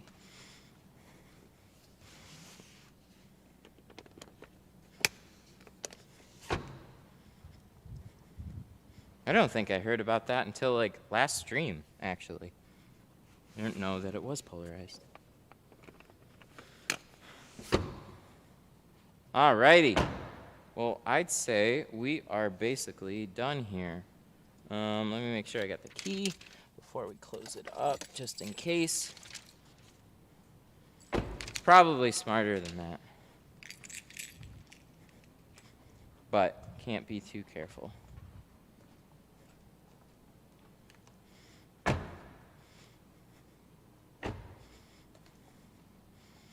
Dang, look at that. So this is 50 on the windshield, 35, all with Geo Pro Nano ceramic. So he is heat rejected to the max here.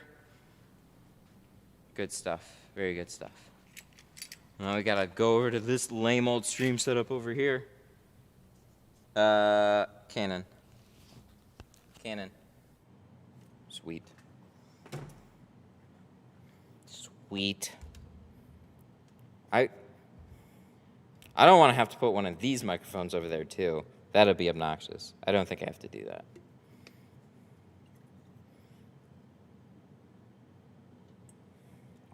What film do you use to cover up the door panels? Why do I get that question so much? Carpet shield. It's fine, but it's called carpet shield.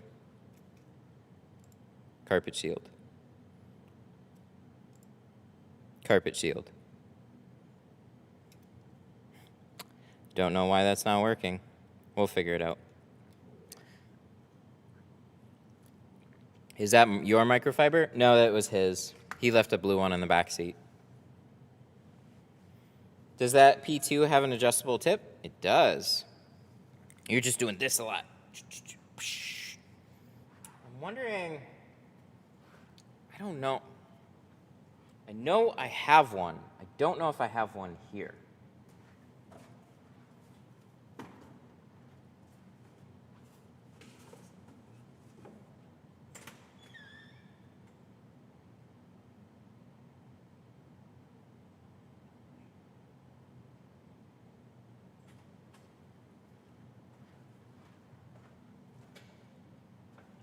Yeah, I don't have one, but it's like this. This is from Walmart. This thing sucks. It's a weed sprayer.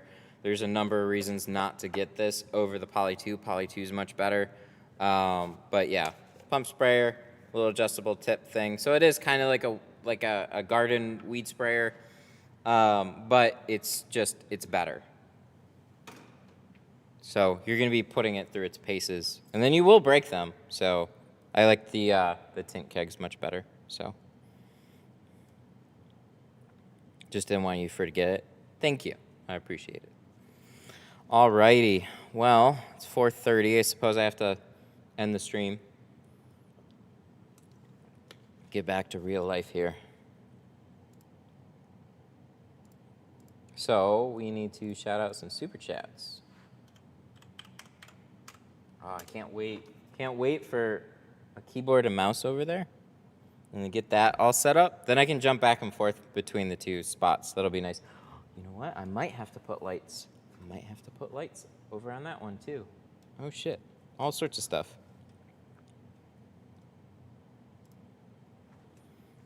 Stainless razors? You can use carbon steel or stainless. The razors to scrape the glass doesn't matter. Like for fixing windshield chips and stuff like that, they'll use carbon steel ones all day long.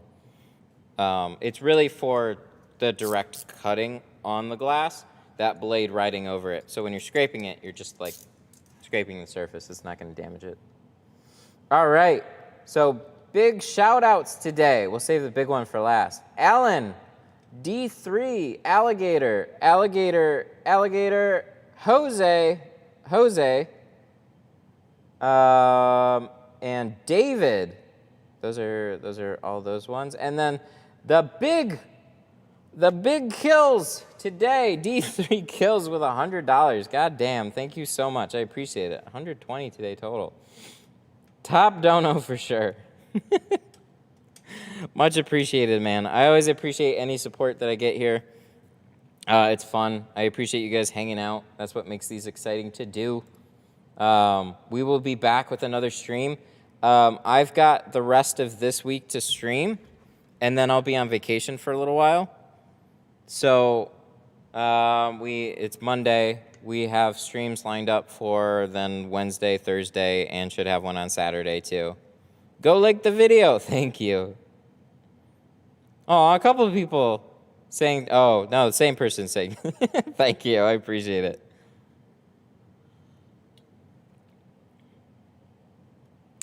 Is there any way I can get in contact you to ask a few questions? I have things that I should get for getting into tinting. You know, this stream is really the best place to get that. This directly from me, also the Facebook group. /groups/tinternet. I'm going to post a link in chat for the Facebook group if you're not there already. There's a lot of people being really helpful on stuff that you need, on tips for any sorts of cars that you run into, situations, just any questions that you have. Oh. That's weird. Okay, let me try that again just on the direct chat window.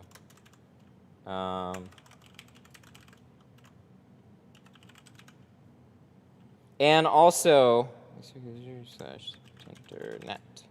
So window tint stuff on Facebook. Yeah, I don't know why it's not popping up in my chat. That's really goofy. All right, I guess we got to figure that one out.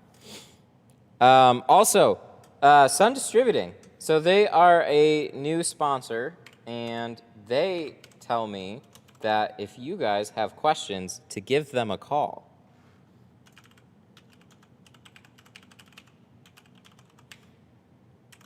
So they are a distributor, and the owner of the distribution company, I actually worked right alongside with for a while. They have really great tools, products, and a lot of great info. So if you are not sure what to buy, or if you have questions on a particular car, I mean, you got a long-time tinter there, and he will answer questions on that. So they have the owner and also the staff. They answer all types of questions there too. So he has told me to tell you guys to call them up when you have questions. They are not shy to answer them. So that is actually super cool, because you could waste all their time. You could waste all their time asking them any questions that you want about tinting, but they would be more than happy to answer them, so good deal. Why do I get bubbles the more I heat the windows? Oh, so when you heat the window, there comes a point when you're actually going to boil the water underneath it. So you're no longer drying it out, you're boiling the water. So when you're heating a window, you want to heat it up to a point where it starts to hurt to touch the glass. So heat it up some, wait for the heat to pass through to the other side, and then just kind of let your hand sit there, heat it up a little bit more, heat it up a little more. It'll take a little bit of time, and then there'll become this point when it's just like, ow, that hurts. That's getting really close to the boiling point, and then you'll be able to press your specs out and stuff like that. So some stuff won't touch up, but that's at least the point where you can touch up most of the things. But that's why you would get bubbles after the fact. You're literally boiling the water underneath. Alrighty, guys. I will be back on Thursday. No, Wednesday. So we will have another stream then. In the meantime, have a good one. Make some monies. I'll see you then. Goodbye.